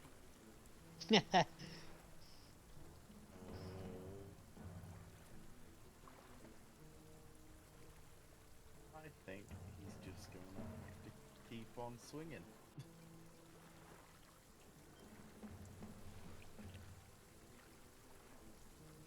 So he will. 2 blade attacks at the big threatening boy. Actually, no. Kinrot then. Yeah. Yeah, Go go for for it. The first one does not hit. Reeling back, you take it. The second one also does not hit. He kind of like pulls his big gauntlet up like a shield, and just like your glaive attacks just like bounce and clink off the armor. And Kin is not happy about this. He like Who's not happy about this? he does like a spin, lifts his chopper high up into the air, and does like a guillotine attack straight down. 21 to hit. Oh no. Yep. Alright. Please take you're raging, so 4 slashing damage. Okay. The infantry aren't engaged with anyone again. I might just take them out. Alright, Drock is not looking good. He's just taken 3 big attacks from Gamjaw, and he is not happy about it. So he is going to.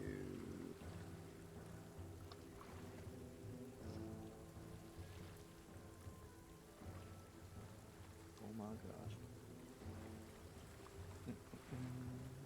He's not concentrating anymore. So Bane is off. Okay. He's gonna point at Tariak. And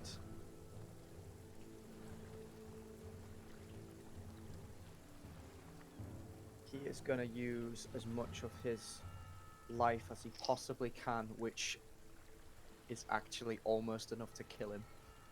And he gives everything he possibly can to try and revitalize Tariak. And like this green mist comes out of Brock's mouth, and it just sails past Gamjaw, and it goes into Tariak's mouth, and like all of his wounds start to heal as he regains double what Drock takes. Can I see this, or is it too blocked by massive guys? Where are you? You would see the green smoke, absolutely. I don't think you'd be able to see Drock, but you would see this guy.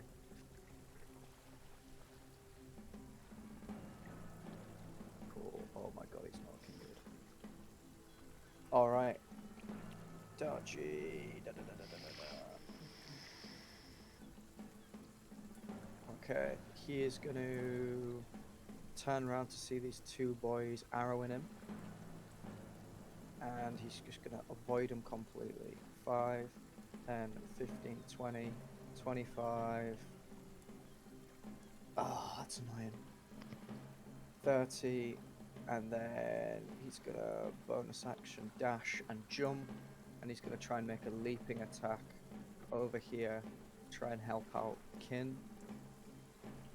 To try and help out Frafalu, take out this armored geezer. And he will get +2 to the attack for flanking, which is enough to hit him, but not kill him, unfortunately. He is not looking good, my dudes. He is not looking good at all.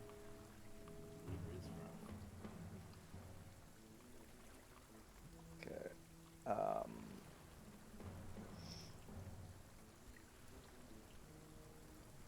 Fen.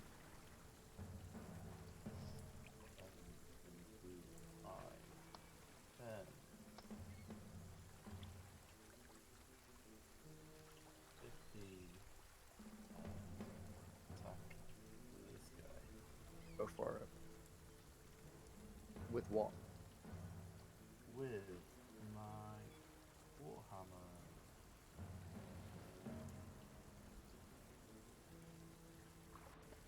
Actually, how's he looking? Which one?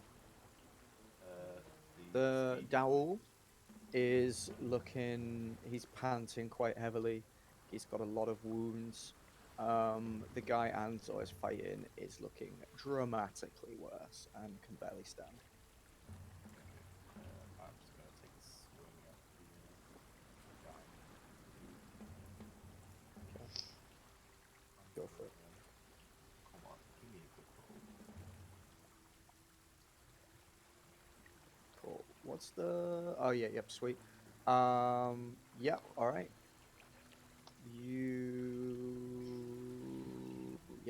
You as he climbs up and like gives a big stab on An-Zaw, you just run in from the side and just clock him before he has a chance to react, dealing 5 damage. 7. Oh, my apologies. I didn't know what that 2 was for. Yeah, sorry, it's. I know. Label it. Yeah. No, I know what that is. Sweet. Cool. Anything else you want to do? Okay. Cuthbert. Okay. Seeing that DJ's turned up to help out, Cuthbert has regained some confidence. He gets out his ribstick and longsword and is just going to do 5, 10, and is just going to do a leaping attack with both of them out. Nice. So it's Alright. 23 Nice. and 24. Okay. How do you want to do it? Other than leaping?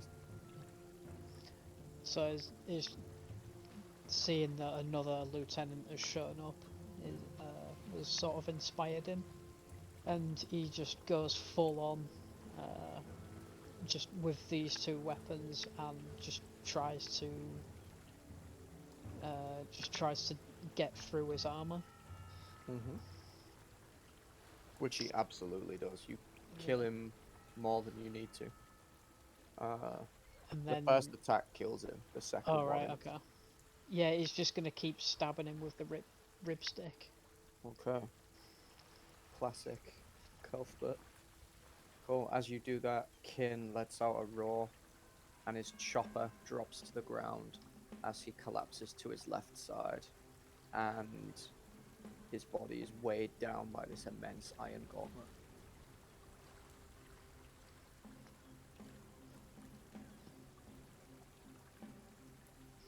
And then after that,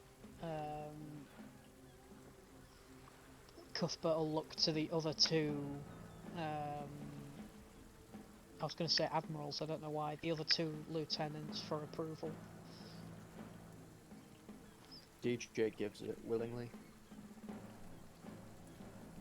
Roughly armor. Or Wait. is it more of a armor and points further down the deck? Get down there, you. Alright. Talmash. Alright, he's gonna. Wisdom's. Oh god.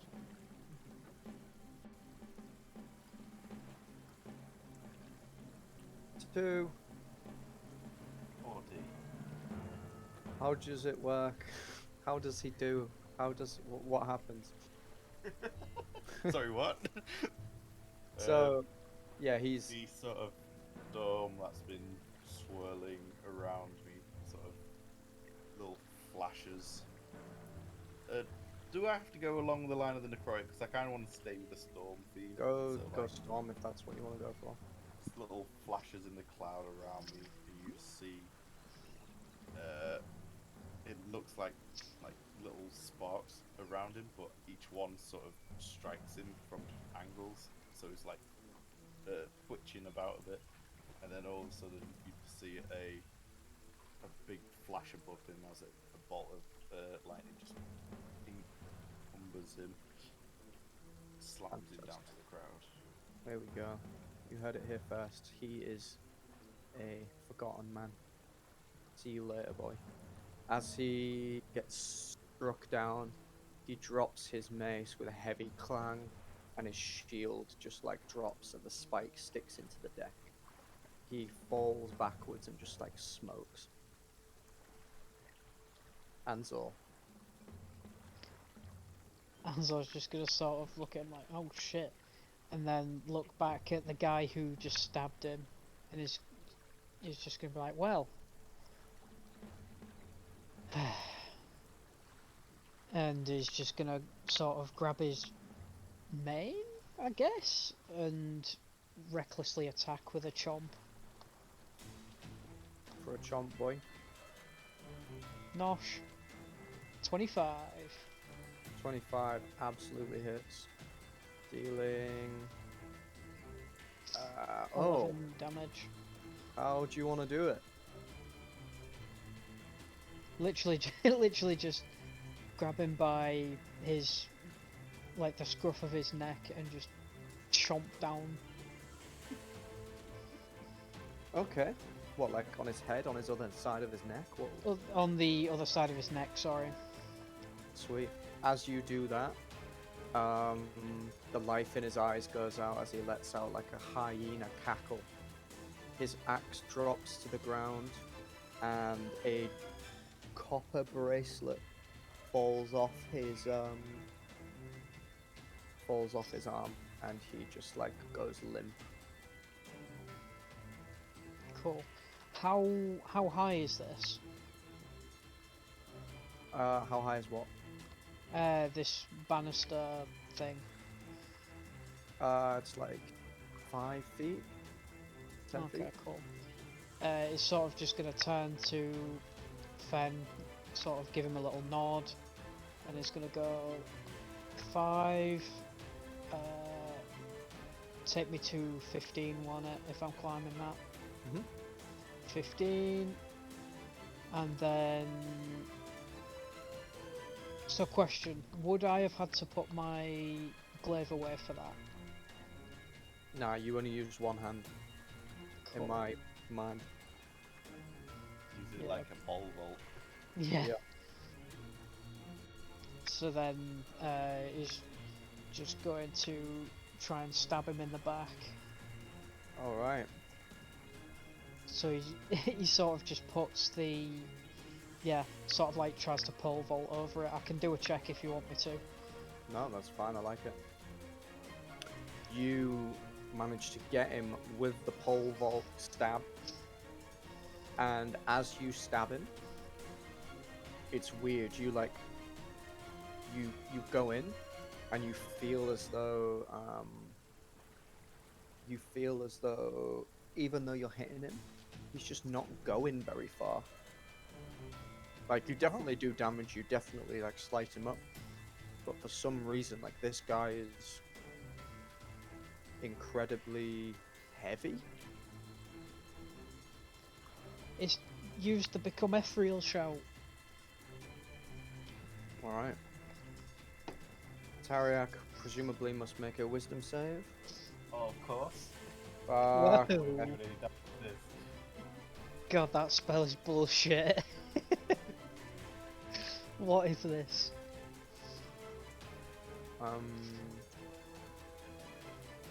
8. Fail. 15 points of impact. Oh, look Sweet at that, roll baby 5 for all of Jesus. them. All right, he is looking really fucking weak.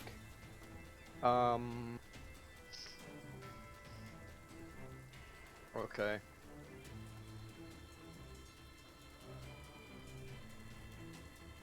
Staring you down, he's gonna quickly turn to face you, Oh boy! and then he's gonna give out the captain's howl. Everyone's like on the deck. Their like hair stands on end as he gives out this like blood curdling scream. And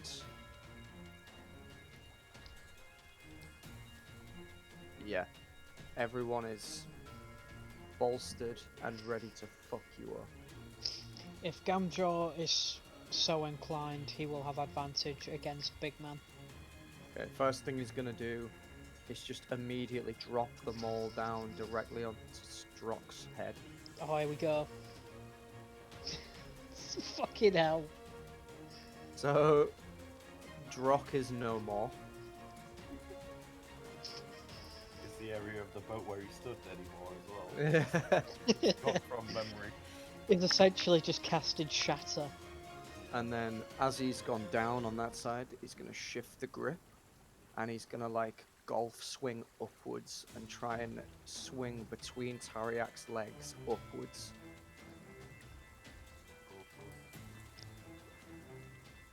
And he just like, as he's howling, he bins this guy off, and then flips round and just like takes this guy into the air.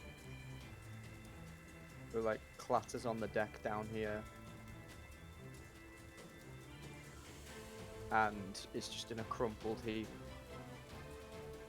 And then with his third attack, Jesus Christ. He's still going. Somebody stop him! After he's golf swinged upwards, it's in the air. He's gonna turn around, look this guy directly in the eyes, and just grin as he drives it straight down. Oh my god, are you kidding? I don't know what to tell you, man. Broken.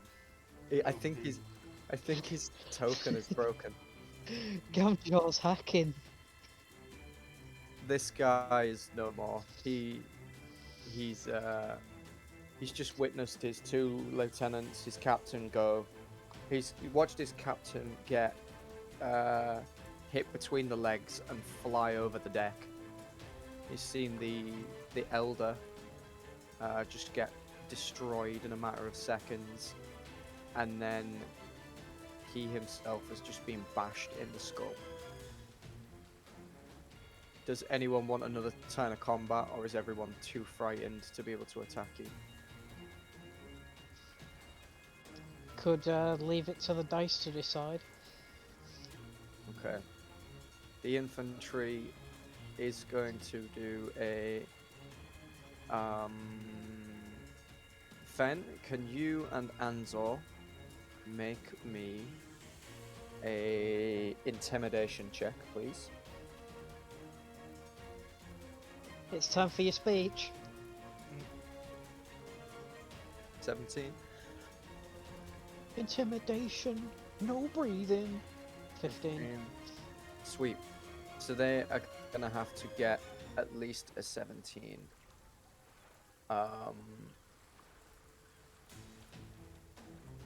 Because there's quite a few of them. 1, 2, 3, 4, 5, 6, 7, 8, 9, 10, 11, 12. There's 13 boys. I am gonna give him 3 chances to hit 17.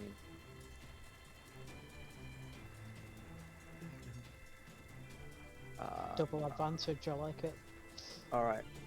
First one. Second one. Third one. Yeah. Seeing everyone just get completely annihilated, they look around and they've not done much damage, if any, to the boys they were fighting.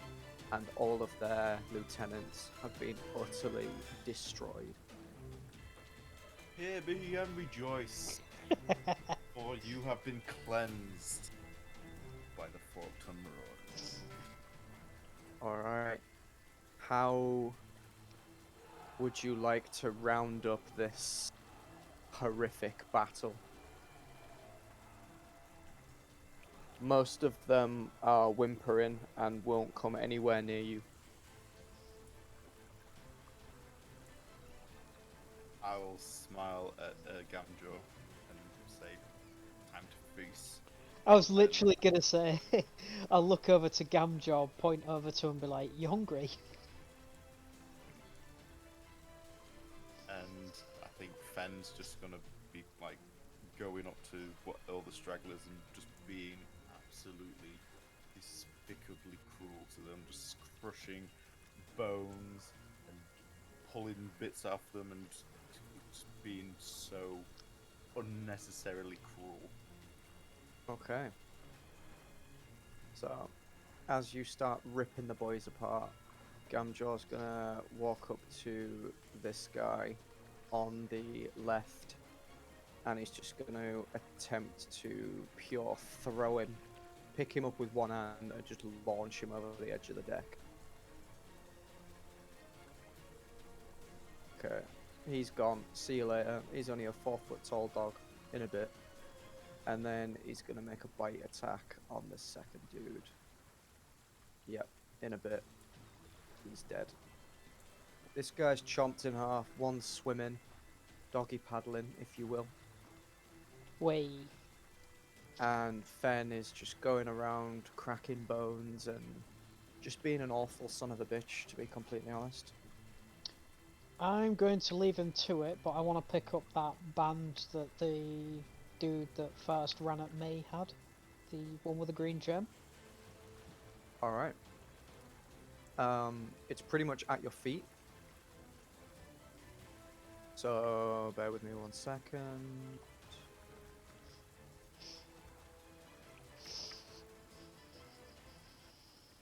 Because I was going to say, I would have imagined I would have had a good view of it once, like while he was swinging at me. Wait. So, you find yourself. You're gonna love this, boy. Oh boy.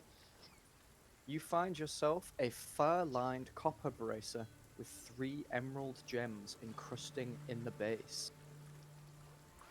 It Okay. gives off a pleasant humming sound. Um, Give me an Arcana check. Oh god. I think I'm gonna be getting Thingy to see what it is. I forget his name. Here we go. Bing bang boom. Yeah, 11.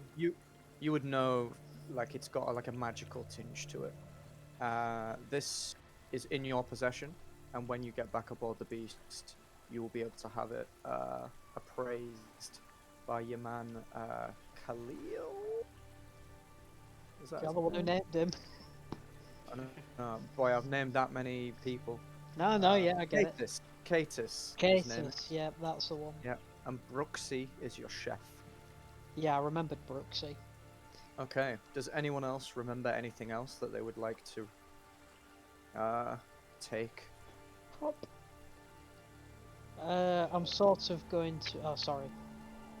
If you I would don't say- remember anything specifically, or want to look for anything specifically, you can either roll and I'll tell you what you find, or it goes into the ship's inventory, which you can find and then buy from Catus.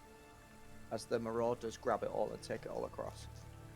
But this is your chance to find anything you want to pick up while you have the chance to do so. Alright, after I've left the entrails and bits and pieces of all these creatures sprawled across the ship, I'll Mhm. head back to Gamjar up top and ask him about the green smoke. Okay. Okay, as you go over, you see Gamjaw looking at Tariak and trying to like lift up his body, and you're like, he like looks at his hammer and kind of like shakes it to see if it's working, and then he picks up Tariak and he goes to drag his body, and he's like really struggling to like move it, and then Gamjaw.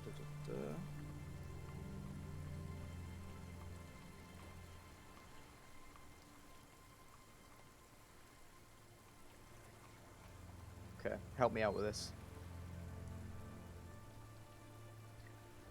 You see Gamjaw just trying to like pick up this guy, and he seems to be a little bit confused as to why this guy was so heavy.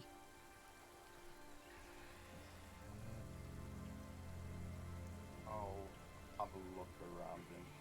Does he appear to be like weighted, or does it seem like there's an effect on him? He's got a lot of armor on, which you would expect to be pretty heavy anyway. He has a big iron shield, which he dropped when he fell. Is he strapped to it at all, or is it just? He's not strapped to the shield. He like kind of dropped it in the fray. It's like hanging on by a tiny bit. But on the floor, it's like his arm's basically not even in it. His axe is on the floor next to him. Do you want to give me an investigation check?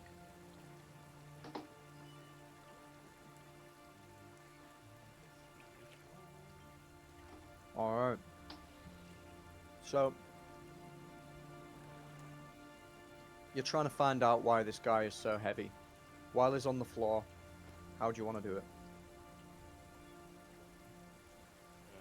I'm would like start unbuckling what I see to be heavy Okay. elements. So like is like wearing any plate armor or any like metal things. Make sure he's not tight or anything. Cool. So, you unbuckle everything and you manage to take everything off. You pull his shield off his arm, but his arm is like really, really fucking heavy. And then you like pull off to the side.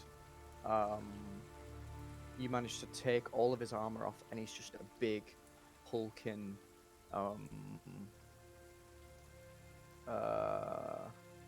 like hyena-looking dude, like half wolf, half hyena. You do notice with an investigation score like that he has on one of his fingers, he has a ring that's like very, very well hidden amongst all of the fur on his long fingers. I'll take a look at that. Okay. Like, is it his hand that's so heavy? As you go to lift his hand up, his hand is surprisingly heavy to say he's not got anything on. But the only thing he's still got on his hand is this ring. In that case, then I'm going to grab his hand and pull out my. Actually, I don't even know if I've got it. Yeah, I do. My sharp tooth knife. Mm-hmm. Just put his finger up, like below the ring, so towards his hand. All right, you do that reasonably easily, and as you do it, the ring like drops to the ground with a heavy thud. You see a crude metallic ring with a cross that has been removed from the band, and Gamjaw is extremely interested. He's like baffled and bemused. I'll hold it up in the air. Is it heavy? Like It is extremely heavy for what it is. It's well, very yeah, heavy. I mean, but like, I mean, would it be? Oh no, you I'd can put lift two it. hands to it, yeah. But You it'd can be- lift it, but it is very heavy. Yeah. After I take a quick look at it, I'll just hand it to him. Okay. I feel like this might be useful for you. Okay. He tosses and turns it around in his hand and like shakes it, and even struggles to shake it with his giant hands. He nods at you, and he is gonna go and see Katus later. Is there anything you want to look for otherwise? I want to go and have a look at the elder. All right. Go for it. The Elder is at the back of the ship.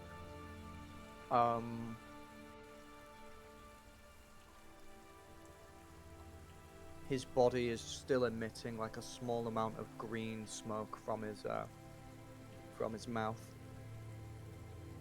I want to just completely search him for like books, documents, trinkets, anything that would appear to be, I guess, magical or yeah, Sure. anything that would sort of have that sort of effect. He has a couple of diaries, scrolled in like a language you can't really read. From the layout, it looks kind of like maybe like a journal or something. But something that does take your eye is a ring that is cast in cold, smooth metal with the shape of a human skull. There is a gemstone encrusted in the top, and it glistens a dark purple hue at you.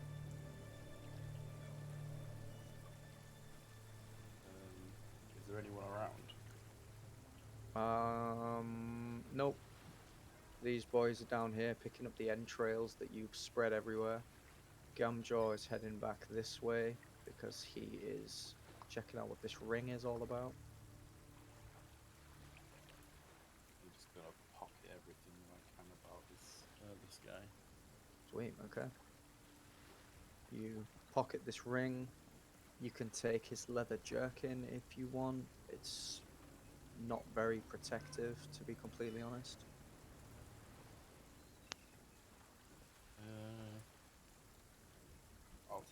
might be able to fashion it into a sort of a weatherproof cape. Cool. You also find yourself a strange necklace on the boy. It has like a black ring with loads of like runic symbols etched into the outside. Presumably, you're gonna pocket that as well. Absolutely. Does it look like tribal, or is it sort of like? It looks arcane in nature. Or does it look like sort of like a like it's a voodoo witch doctor kind of vibe, or is it more of a elven magical kind of vibe? Kind of just mystical in general. If anything was going to be voodoo, it would be. If anything was going to be mystical, it would be the ring that you found. If anything was going to be voodoo, it would be the ring. Sorry. Yeah, I'll take the lot. Cool.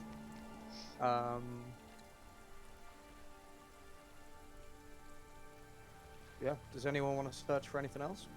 So An-Zaw was going to come over here, see what's happening. What do I see? Give me an investigation check.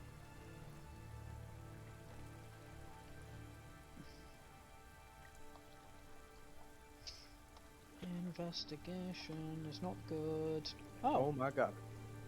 So you're looking at Kin, mm-hmm.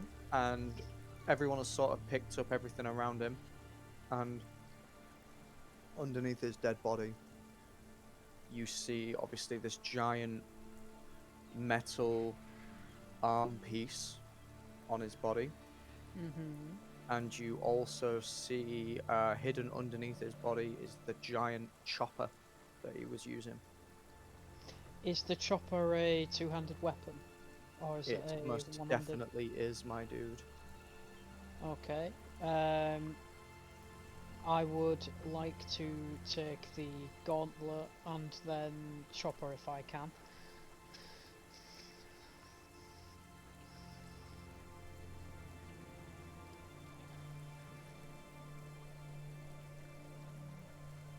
But if I can only have one, I'll take the gauntlet, yeah. Okay. You grab the gauntlet, and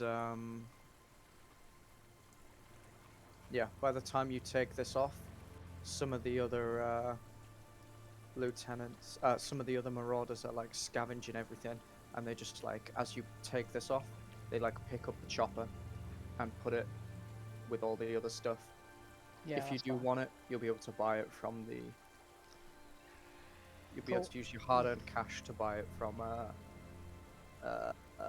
Catus.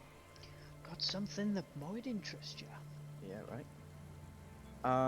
Does anyone want to search for anything below deck, or do you want to just get out? I'd like to sort of see if there's any more like booze or food or anything like that. All right. Give me, well, yeah, they've got plenty of meat down there. No live meat, but they've got loads and loads of jerky rations. So if you're sly about it, you can steal some for yourself. Otherwise, it's gonna go in with the inventory. Take a couple if I can. Give me a stealth check.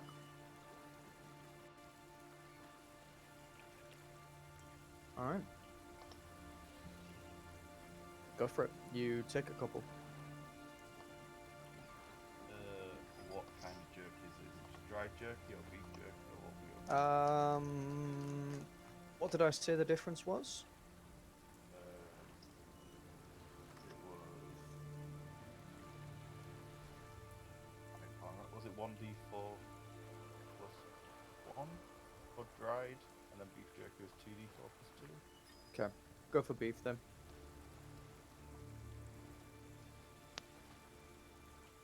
I just need to stock up a bit more just in case anyone else goes down. I would use it as like a save all kind of thing. Sure. Sweet.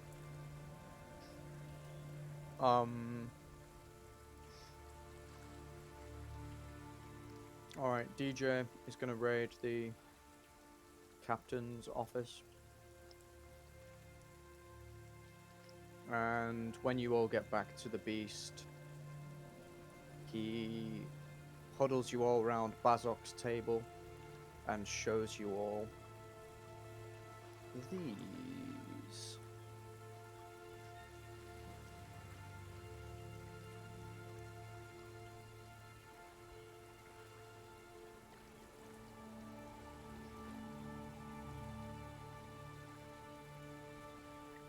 Okay, while you're reading this law, I'm gonna nip to the loo. The other.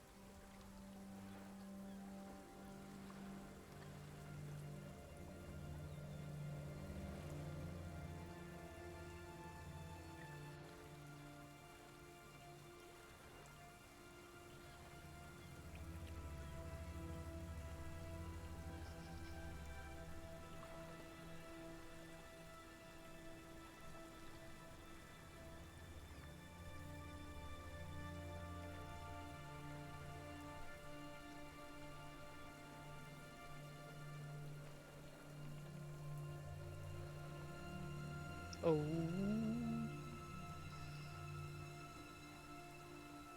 We famous now.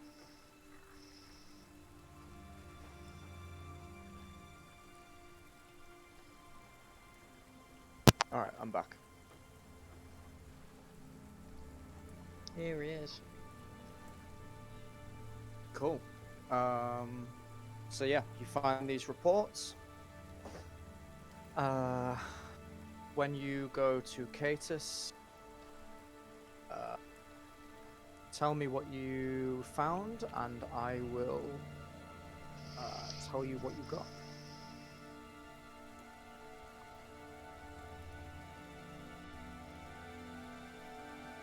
Sorry, I'm just reading something.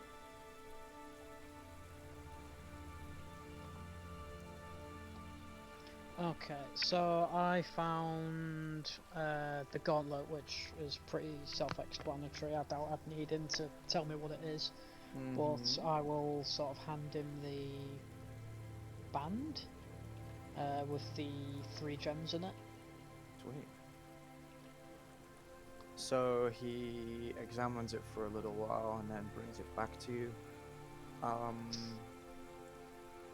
He puts it on and then like looks at you, and then he like jabs his arm out to the side, and 3 big claws of lightning come out of the gems and then like retract back into the gauntlet. Oh And then he damn! hands it to you.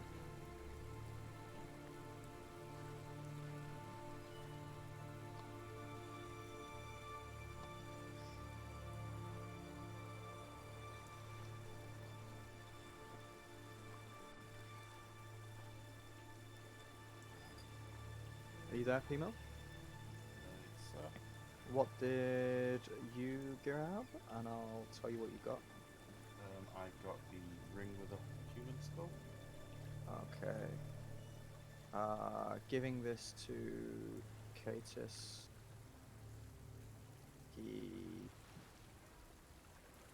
He's trying to, like, the moment you take it off this guy's finger, the gem goes like a dark black, and like you're trying for the love of God to try and get this gem to gleam again. And eventually, Tariak makes it happen, and he gives unto you the dread band.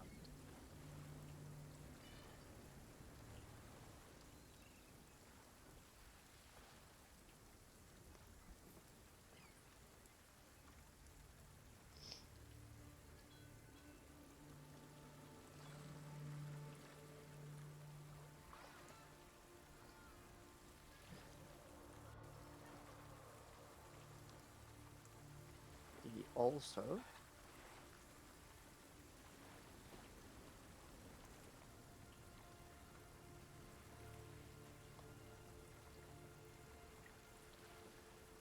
figures out the mystery behind your strange necklace.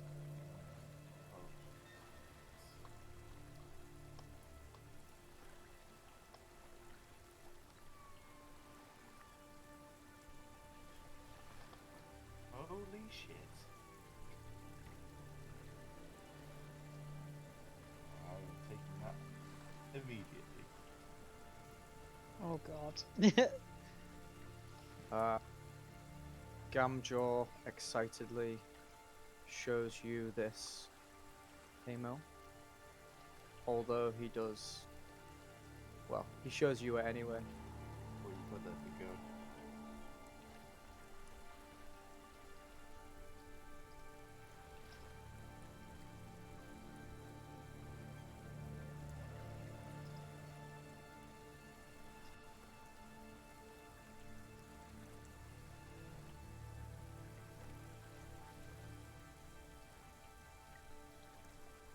Did I share that? Wow. I think that's going to be very useful for you, don't you think?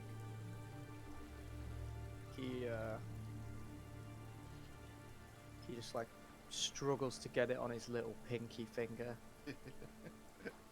and then like gives you a big grin and like a big hug and just like lifts you up. So, you know the star cross? Is that just like taken out of the band so it's sort of like a Yeah, spring and fall It's an kind of thing? incomplete Yeah. grin. Okay. That's cool. You just see like scales bulging out in between the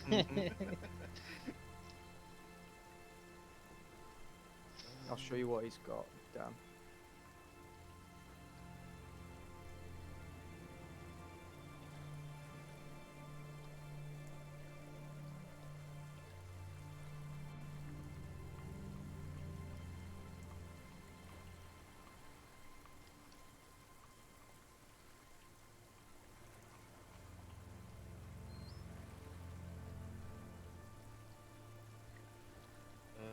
How many like say rings and stuff can we have? I'm assuming these all need tuning. Yeah, anything that needs a tuning, needs a tuning, and I think you get 3 slots now. Yeah, but I didn't know like because I've already got a ring on. Can I have a Oh second yeah, you ring? can have you can have more than 1 ring. Absolutely, you can just only have 3 things that need to be attuned to. Yeah. Like 3 necklaces if you really want. Like,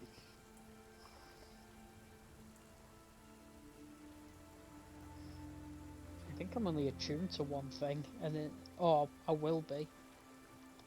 I would have a look at all of the things you've got. Yeah. But yeah, basically, you have between you have a shit ton of stuff,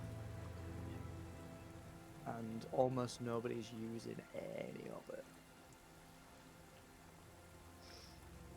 That doesn't require attunement. I'm attuning to the dread band and the amulet, Okay. as well as already having the other ring of malice also attuned Mhm, to. So mhm, I've got mhm. 3 now. I'll You're gonna write be down in my bio. You're gonna be a scary boy, Mr. Ugru. I need to give a good read of the dread band as well, so I think I can swing very quickly.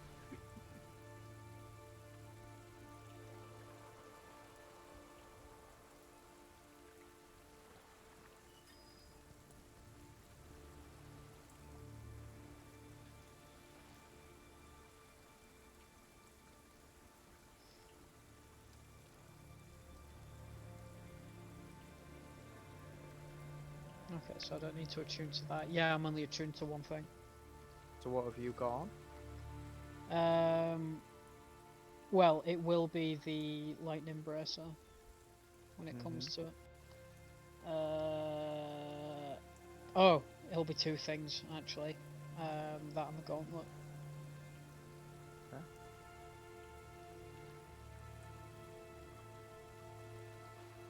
Sweet. There is, if you would like to buy that weapon, or at least have a look at the weapon,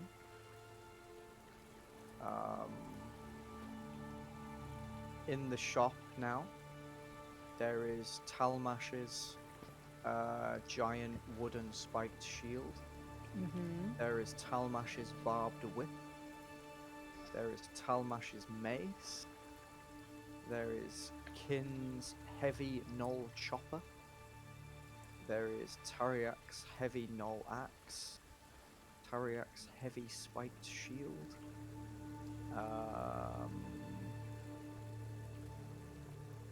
Let me have a look at the mace.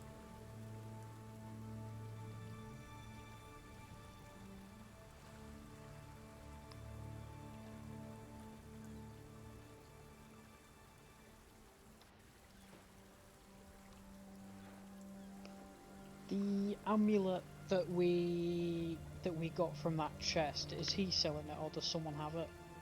Which amulet? The raging one. Nope, you have that. Anything you Right. guys Oh, I find have in that. dungeons, it just goes into your group's inventory.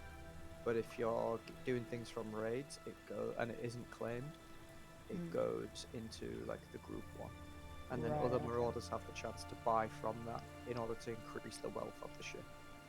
Okay, cool. Let me know when you're done reading. Who was there with us when all that stuff got examined? I don't think he was there. It would be either. Which stuff? You know, the Shit, stuff yeah, on the you're chest right. from last session. I wasn't there. I'm pretty sure it was literally just DJ. Oh, yes, DJ would probably have it. Yeah. It was DJ. DJ was. Fen and Gamjaw. So you were off sulking, An-Zaw. Yep. Mummers was AFK, and Frappaloo was not here.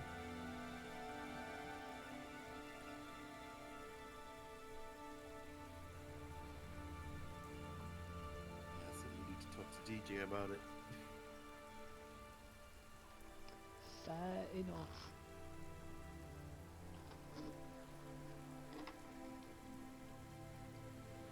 Between you guys, you have an absolutely outrageous amount of stuff. Paul, you're collecting weapons like they're going out of fashion. So what have each of you got in your list?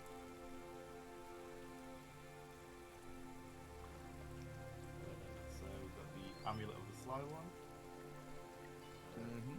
Ariact of Burning Fury, Amulet of the Merge, Ariact's Ring of Weight, but that was mainly because of Gamjaw, Yep. Dread Band, Ring of Malice, Orb of Silence, Focus Pendant, Alchemy Jug. What was that? Oh, that was the. Yeah, that was cool. Do we have anyone who uses range?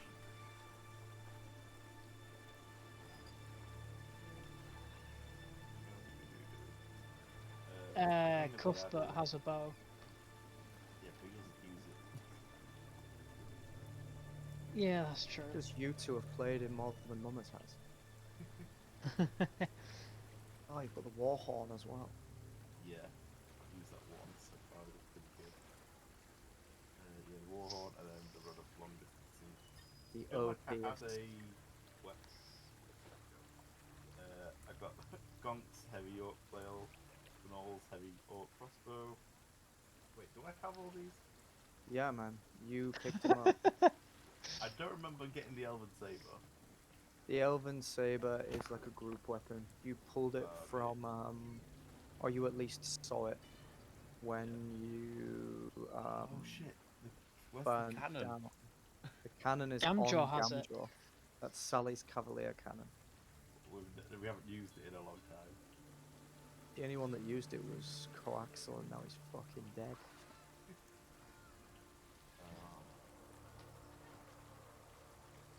And then just like alchemy stuff.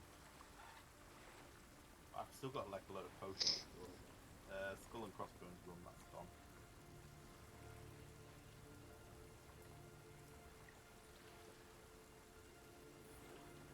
Right.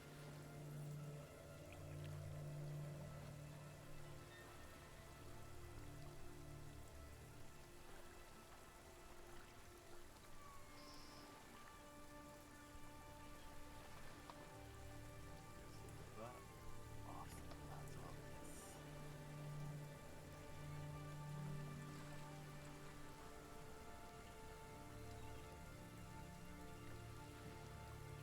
Yeah, I've got a fair bit of your stuff. Is there anything you want to kit yourself out with, Dan? So at the moment, I would want to kit myself out with the gauntlet and the bracer. They both need a tuning. Want that on the bracer? Yep, go for it. Did you want to buy anything or have a look at the stocks in the? Yeah. What does he? Yeah. What's he got? He has 2 big shields, a whip, a mace, the big chopper, a big axe. He has a 2-handed sword. He has just a long sword. 2 are orcish and 2 are quite clearly Null, which are the people you've just fought. Yep. Um, Which one is the great sword? There is 2 great swords in this collection. Okay. There is an orcish one and there is a null one. What are they both? I'm just going to show you them both. Cool. What do you mean? What are they both? They're both 200 great You know, swords. you know what I mean. Like, come on now. Why are you like this? Exactly. Oh, that looks class.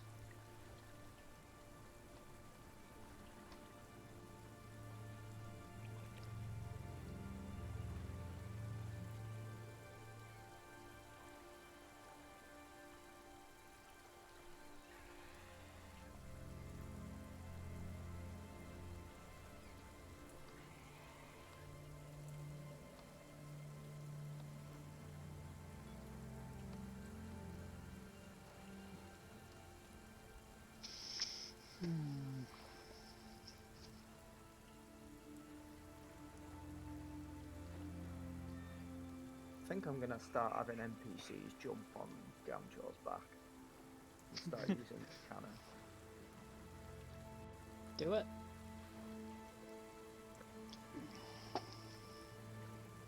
Next time I take over, They just put Cuthbert up there. yeah, next time I take over Cuthbert, he can use it. I mean, it's perfectly sized for it. Put him in the cannon. Sweet, so that's the tar blade. And the chopper. You also have the heavy null chopper.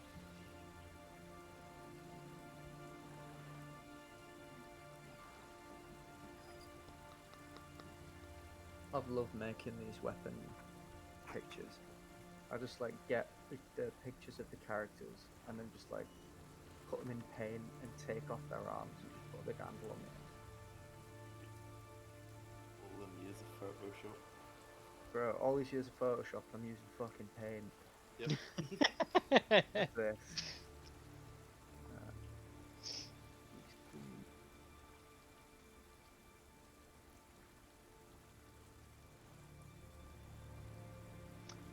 Okay, how much would he be willing to take for the chopper? Wow. So you made the entire handle. Yeah, man. Well, the handle I took from this.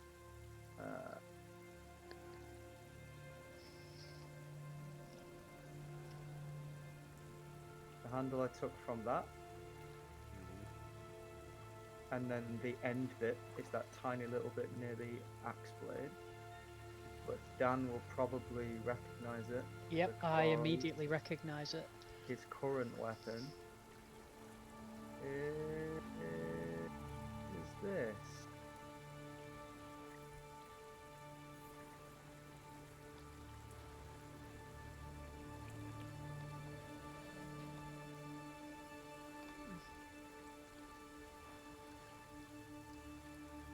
So I took like the tiniest little bit of that handle and just fucking copied and pasted it all the way down. And then just put a handle on the end. And then when it came to making the chopper, all I had to go with was the blade. So I was like, fuck it, I'm pretty sure I've got a handle somewhere. Nice.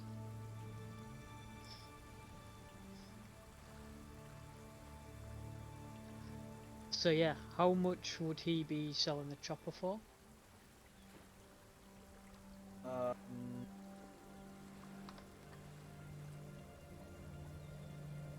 What do you sell it? He'd probably sell the chopper for like 50 gold. It's not going to be a lot. It's literally just a big Yeah. dick with a bit of metal on the end. Well, doubling my chance of a crit, I'll take that for 50 gold.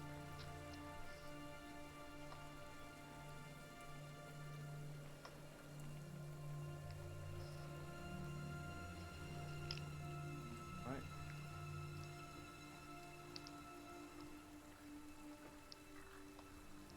But yeah, if you ever want anything that anyone's using against you, I've made a weapon for it, and if nobody takes it, it's for sale.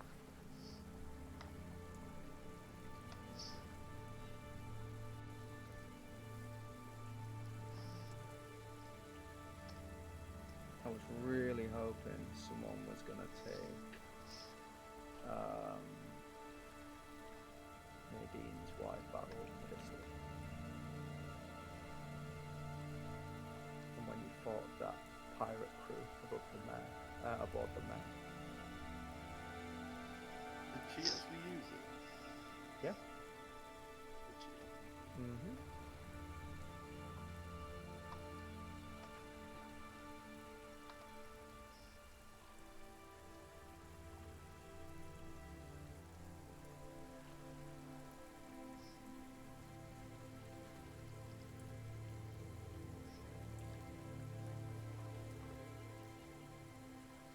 Yeah, if you ever want to find out what the boys have got in the armory, you're more than welcome.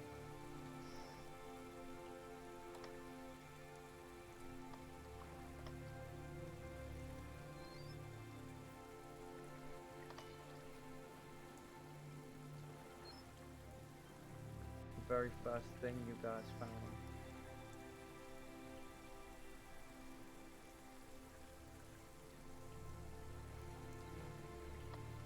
The chopper.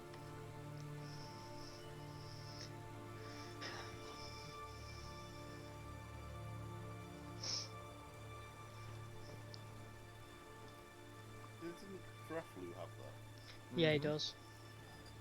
He's not doing anything with it. I mean, I didn't know he had it. Yep.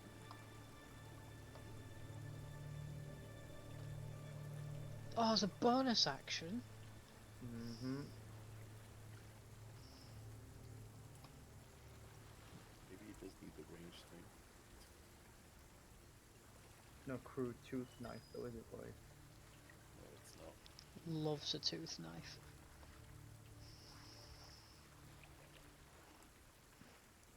The chopper.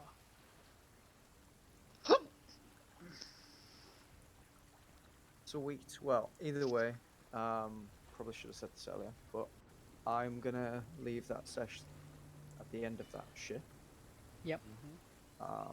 Because there's not a ton more I've got planned out, and it would be better to do it in one big go. Usually. Fair enough. Thank you for the sesh. That was fun. Yes, thank you. No worries, boys. Thank you for Always sticking love by while raiding I a did ship. that humongous bit of exposition. It's good.